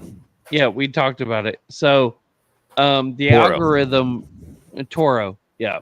So the algorithm is not doing everything that we want it to do. So it's not really like putting out the names out there the way that we want to. So what we're going to do is the same thing that everybody else is doing. So we're going to draw 5 names. 4 names are going to be, discarded. 5th name is going to be the one who wins. You also have to be like live in person. You have to let us know that you're here to win whatever pack that we're giving. So we are doing a $25 gift card to Cigar Vault, as well as something from Beard Apothecary. So as long as your name is not Greg, Rob, Uncle Mitch, or Randy from Cigar Dudes, you're eligible to win tonight. Cool. All right. So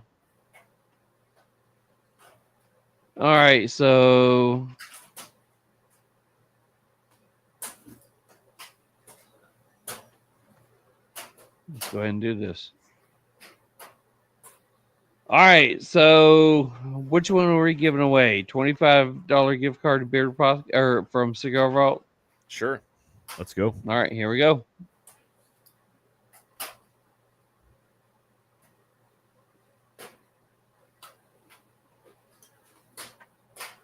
All right, so that's number 1. Again, we're looking for number 5.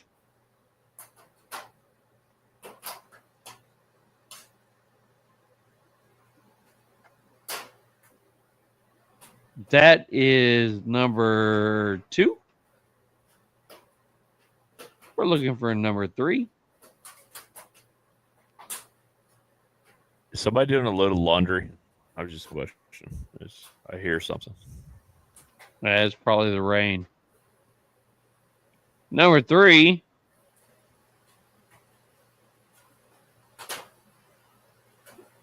Number 4.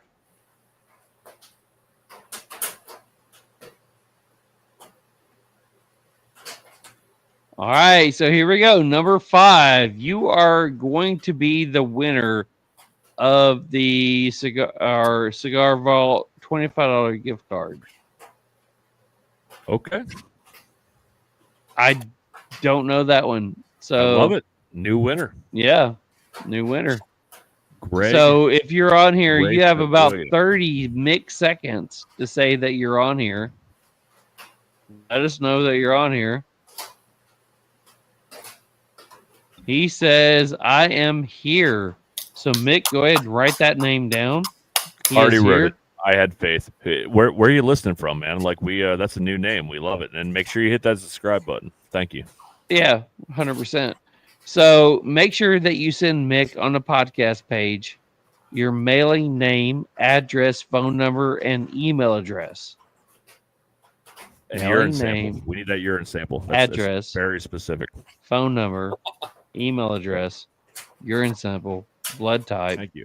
firstborn child, all that Yeah. wonderful stuff. I'm good with firstborn child. You can keep that. I'll probably have like 5 of them on the plane on the way to Florida on Sunday. All right. All So, oh crap, already kicked out of that one. Here's Uncle Don.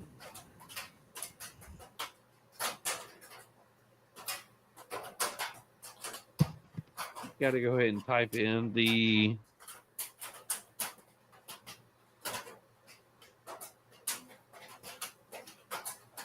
So we got Beard Apothecary coming, huh?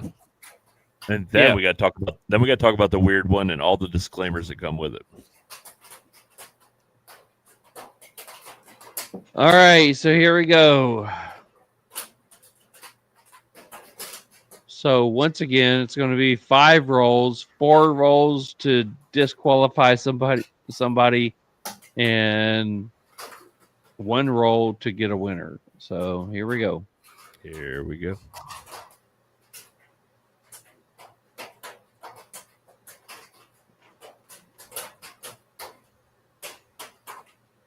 So number 1 disqualify is Angel. Let's draw again because everybody is entered in to win once again. So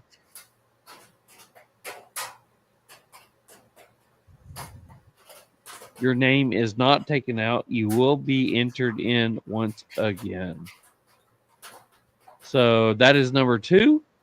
Let's go to number 3.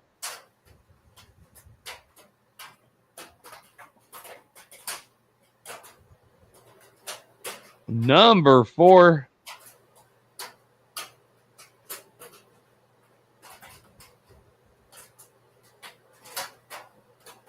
And then last one is number 5. This is the one that's going to win.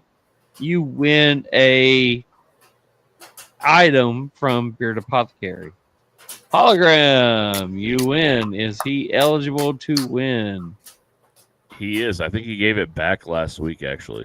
So does he want Beard Apothecary, or should we spin it for a 6th time? We'll give him 30 mixed seconds. He says he is here. So, Hologram, do you want the Beard Apothecary item?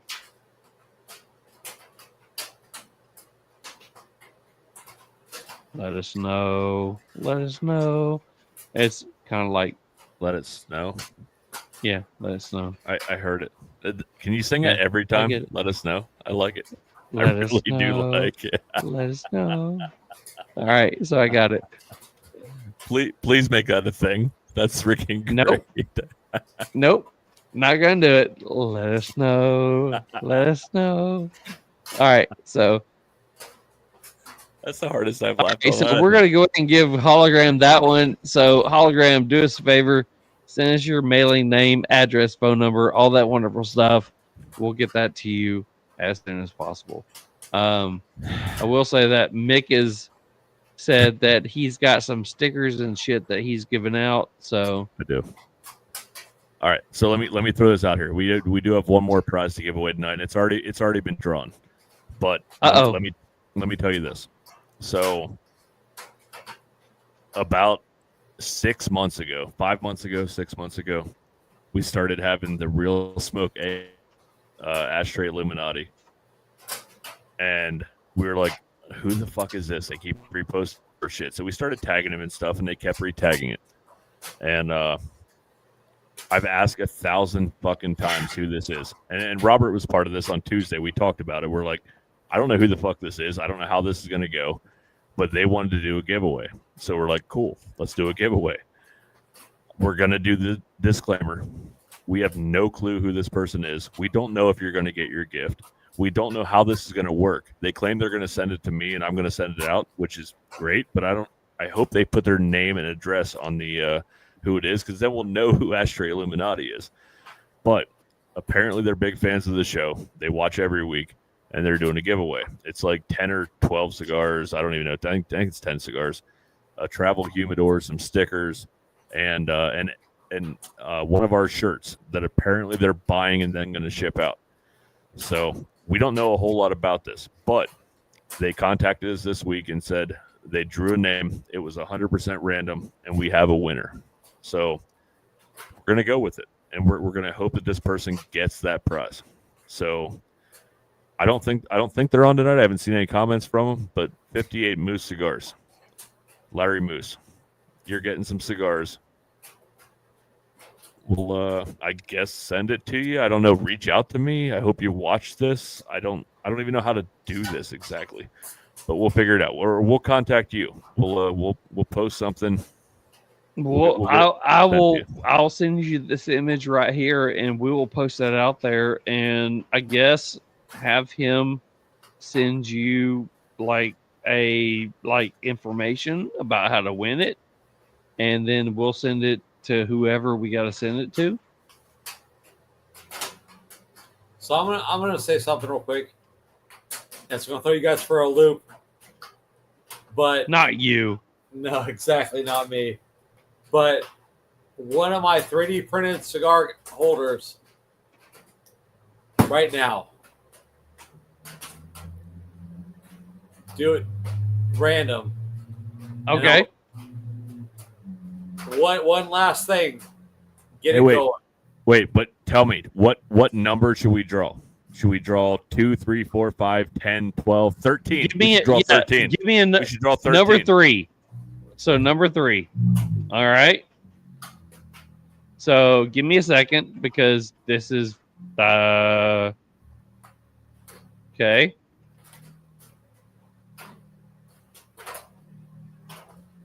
All right. Wow, we're all 3 on here.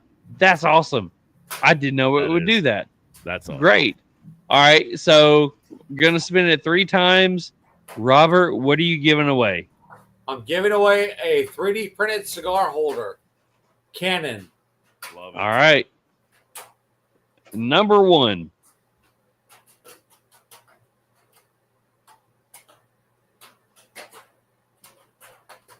Sorry about your luck, Big Al. Number 2. Damn it, Big Al.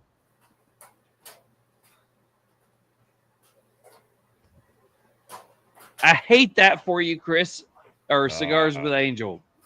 That sucks. Number 3, this is our winner right here. So who is going to get the item from 13 Knives? It's going to be really Rob the Cigar Czar. Rob, you literally have 13 or 30 minute or seconds. Oh, wow. He was up here quick. He was ready. He had typed in from the other gifts. Yeah. Right on. All right. So do me a favor, Rob. I'm going to let you go ahead and send that, because you already know who it is. Go ahead and send that to Robert. Go ahead and send him your information. Get that out to him, whatever he wants. I'm sure it's mailing name and address. That's all you need. So go Go do that. Do it. Do it now. Do it now. Do it. Do it now. All right. So all the prizes are given away. We do have a little bit of cigar. It's not cigar news because we got to go past that one because we don't do that anymore. But it is coming up to Meanwhile in Memphis. I am very sad that it's not Meanwhile in New Zealand. I think Mick's frozen. Oh, he's I'm not. here. I'm here. You can play the New Zealand if you want. I mean, that's up to you. Do I even have that one anymore? I know you worked hard on that, man. It's up to you. I do not have that one anymore. So, all right. Yeah. Oh well. Do we have a sponsor for Meanwhile Memphis? Meanwhile in Memphis is brought to you by Haze Gray Cigars. Of course, because that is the brand that jumped on with you. So today we honor the men and women who stood the watch, carried the weight, and answered the call. From the flight decks to the front lines, your courage, sacrifice, and brotherhood built the very freedom we enjoy. At Haze Gray Cigars, we're proud to be veteran-owned, forged by service, and fueled by loyalty. This day isn't just remembrance, it's respect, it's gratitude, and it's family. To all who serve and still serve, we salute you. At Haze Gray Cigars, we proudly support our veterans and all who serve, past, present, and future. Your strength, sacrifice, and dedication inspire everything we do. From Haze Gray Cigars, thank you for your service. Sheep on the hills, they outnumber the town. A possum in the pantry's wearing a crown. Kiwi birds hiding when no one can see. Meanwhile in New Zealand, it's just another spree. Meanwhile in New Zealand, life's a little strange. Volcanoes are grumbling, the weather might change. Hobbits in the backyard, surfing by the shore.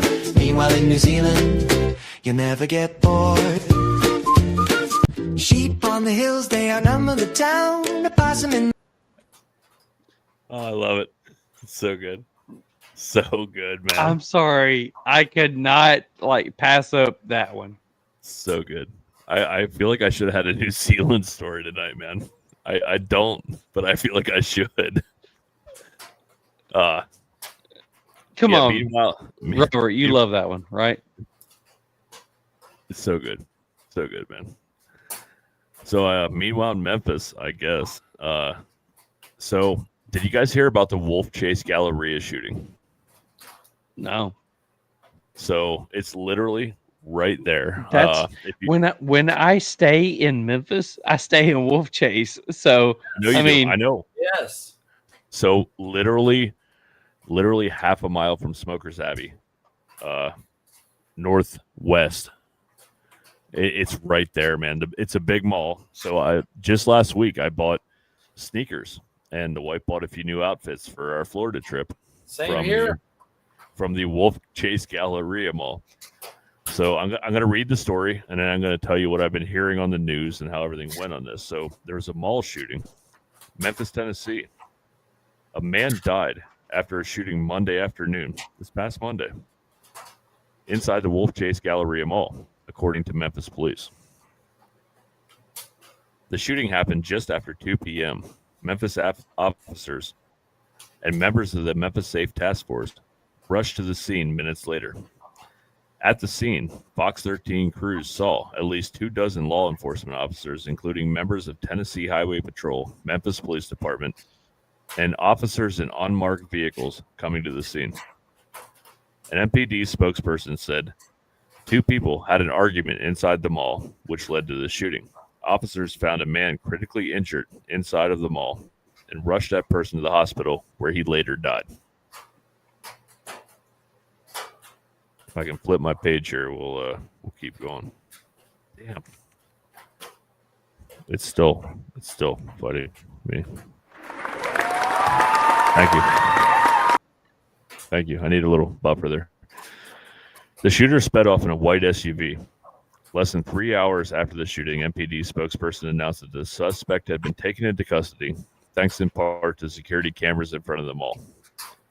The police department called the shooting an isolated incident and emphasized that it was not an active shooter situation.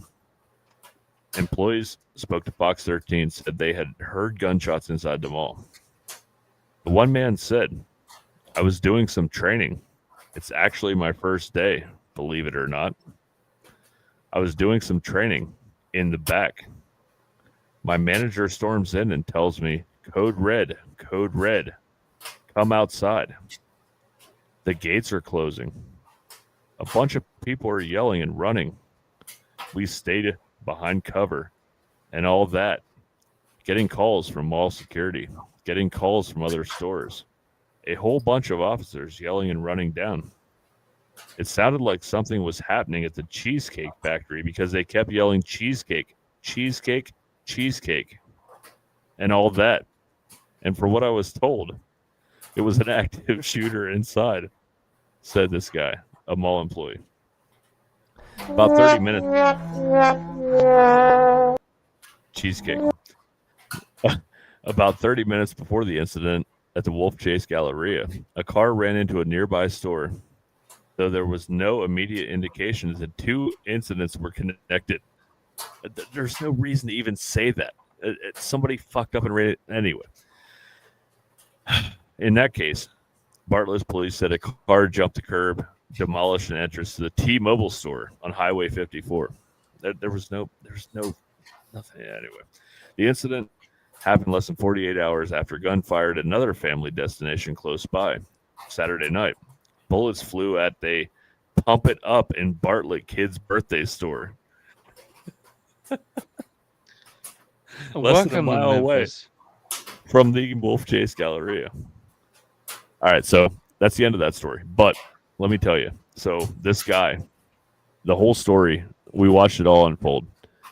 The one guy got into it with another guy. The guy punched him. The other guy pulled out a gun, shot him in the chest.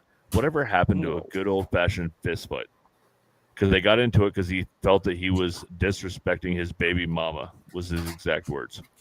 And he pulled a gun and he shot him in the chest. Whatever happened to a good old-fashioned fist fight?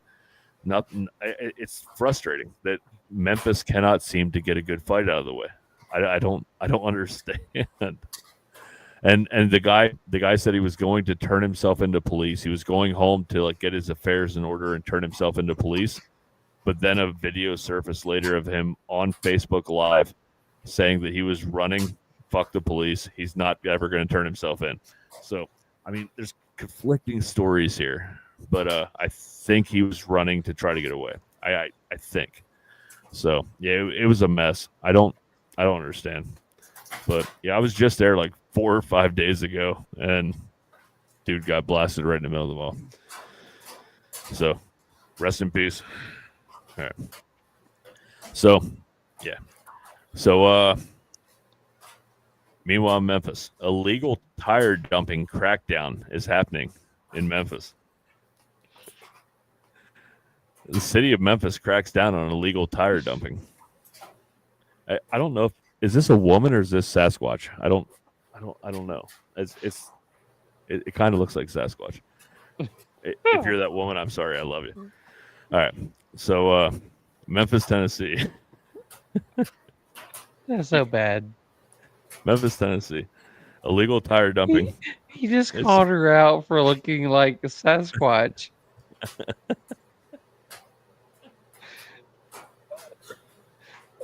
Hey guys, check this out. Does this look like Sasquatch watch. Or is this a woman? It's gonna be great.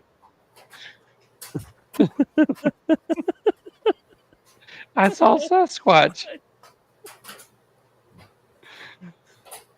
Somebody call the police. I love this segment. Memphis, Tennessee. Illegal tire dumping, an eyesore that is bringing many communities, has been an ongoing problem in Memphis. Instead of properly disposing of used tires, some people are just taking the he's still laughing at me. The man-made dumping sites and leaving them. Off a well-traveled street in Fraser, is an area that looks pretty normal, but goes deep into the woods, and you'll see the problem. Shit. Sorry. So what's the problem? Sasquatch? I need to. Yeah. Some Sasquatch is ugly patrolling those woods. woman that looks like a Sasquatch. Cool. Yeah. Hope I don't run into her tomorrow night. Environmental officer Corlett Tipton stumbled upon a dump site of hundreds of tires and everything else in the middle of a neighborhood. People have just made a spot to get rid of things they don't want. Clothes, toys, furniture, and books. It can be anything that And somebody wives decided. that have beards that look like Sasquatch. Sasquatch, yeah. People decided to clean out their house and their home and things they don't want, and they take it to the dump. But instead, they dump it in the woods. This woman, who heads up the Memphis County Enhancement Division, said her department has been on a constant mission to clean up the tire dumps and find out who is behind the illegal dumping. We've gone to locations where literally 3,000 to 4,000 tires have been disposed of at one particular location. We've definitely seen that in the Fraser area and other areas throughout the city. With one good one. You can see a white pickup truck pull up. The driver jumps out, and another person begins tossing tires from the bed of the truck. Videos like this help us catch culprits. Right now, we have deer trail cameras set up and installed in most of our chronic dump site areas. We have about 115 dump sites throughout the city where we have at least one camera installed at each location, and we're looking at those types of suspects for information. We're looking for vehicle description, and then we're looking for tags. The city is adding more cameras and more staff to monitor dump sites. But some dumpers, it's a weird word, dumpers have caught on camera. Neil said they have caught a lot of theft and vandalism of the cameras. We've had people who either spray paint the cameras, yank them down, or shoot them out. Often dumpers leave things behind that gives big leads to police. We have found we have found tax returns, child support papers, Burger King receipts, and particular people's name on these things that have led us to find suspects. We found at least 3 pieces of evidence that have led us to all 3 people's names on them. We are utilizing these things to help clean up the city of Memphis. Oh my gosh. So somebody threw out tires with their tax return papers and child support papers. What? Meanwhile, Memphis.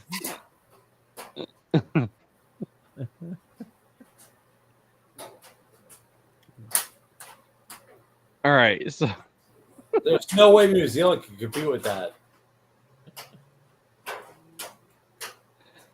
Meanwhile, I'm done. New Zealand. I don't know. Yeah. Well, meanwhile, in Sheep on the hills, they outnumber the town. A possum in the pantry's wearing a crown. Kiwi birds hiding when no one can see. Meanwhile in New Zealand, it's just another spree. Meanwhile in New Zealand, life's a little strange. Volcanoes are grumbling, the weather might change. Hobbits in the backyard, surfing by the shore. Meanwhile in New Zealand, you'll never get bored.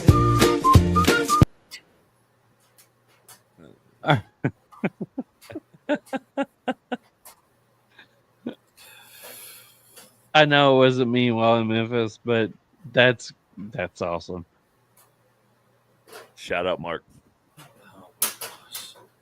All right, so speaking of shout outs, hey Robert. Yes. You are the guest host as well as the interview person.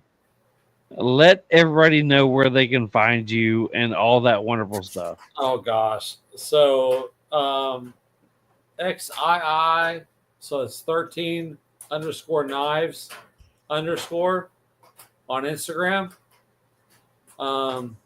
So if you're confused, Copilot, Chat GPT, whatever you need to do, the Roman numeral 13, so you can get what it looks like, and then it's that _knives_, and you will find me. If you can't find me, you don't deserve to find me. But you have AI, you have common sense. 13, the Roman numeral _knives_, you will find me. And I'm there. Is Crystal Beth shaking her head? She's already left the room. Crystal Beth. I love that. So After the I will Memphis say thing, that I'm like my whole like laid back approach to this is like changed. I'm going, if you can't find it, you can't find me. I don't care. I'm glad meanwhile Memphis could inspire you like that. That's great. Right. Yeah. That's what we do. Oh my gosh. So I will say I hate that Crystal Beth is no longer with us, but she's never no longer with us. She's gone to bed. She's done the smart thing. Oh my god! So tell Crystal Beth that we love the fact that she was on here. She was the highlight of the show. Just saying. I will. Thanks so much for jumping on here. Love that we were able to get you on here earlier than what you were told before. I mean, because we told you that it was gonna be like 2020, like 7 or 20. Whenever. Like, Yeah. Bulldog number 4. So, Brother. I will say it kind of goes to what I was thinking about before, BS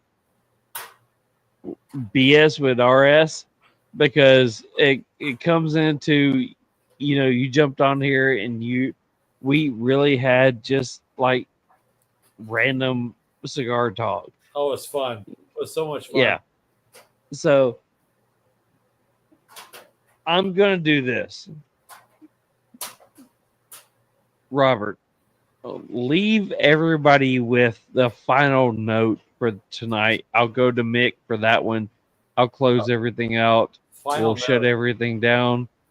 So, Robert, what do you got? Final thoughts for tonight. Final note. Real Smoke Podcast 2025. Kicking ass. Not even taking names. Fuck all. Get on there. Get with the program. Move forward to 2026. Live it. Don't fuck around. Dang, that was aggressive. Yeah, all right, Mick. I don't even know how to top that, man.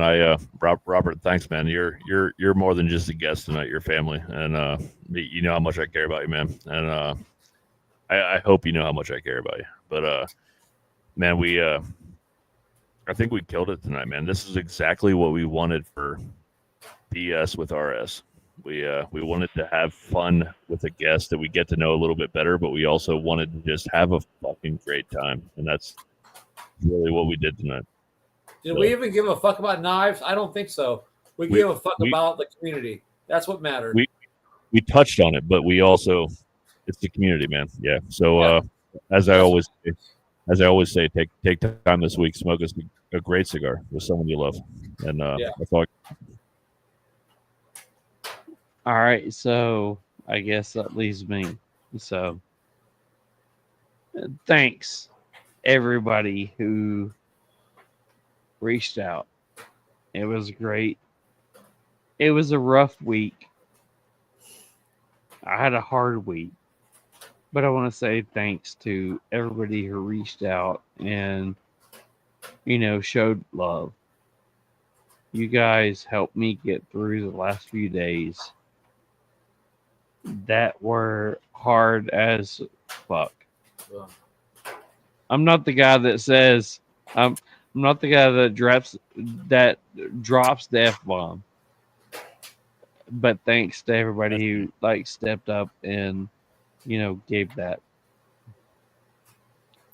I will say, Mick, as a brother in TriStar that is helping lead the way for what we have, and then you're on here to do this and willing to take on everything that we have going on here, and you're willing to tell me to step back, you've got this. I appreciate it.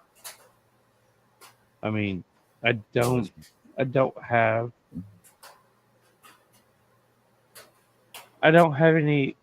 anything more I can say that I love you, brother, and I appreciate it. Love you, man. Always. Robert, your family. I mean, Charles, you got to laugh. You got to enjoy life. You got to take a break for a moment. That's what we do. You live the moment of what this is about.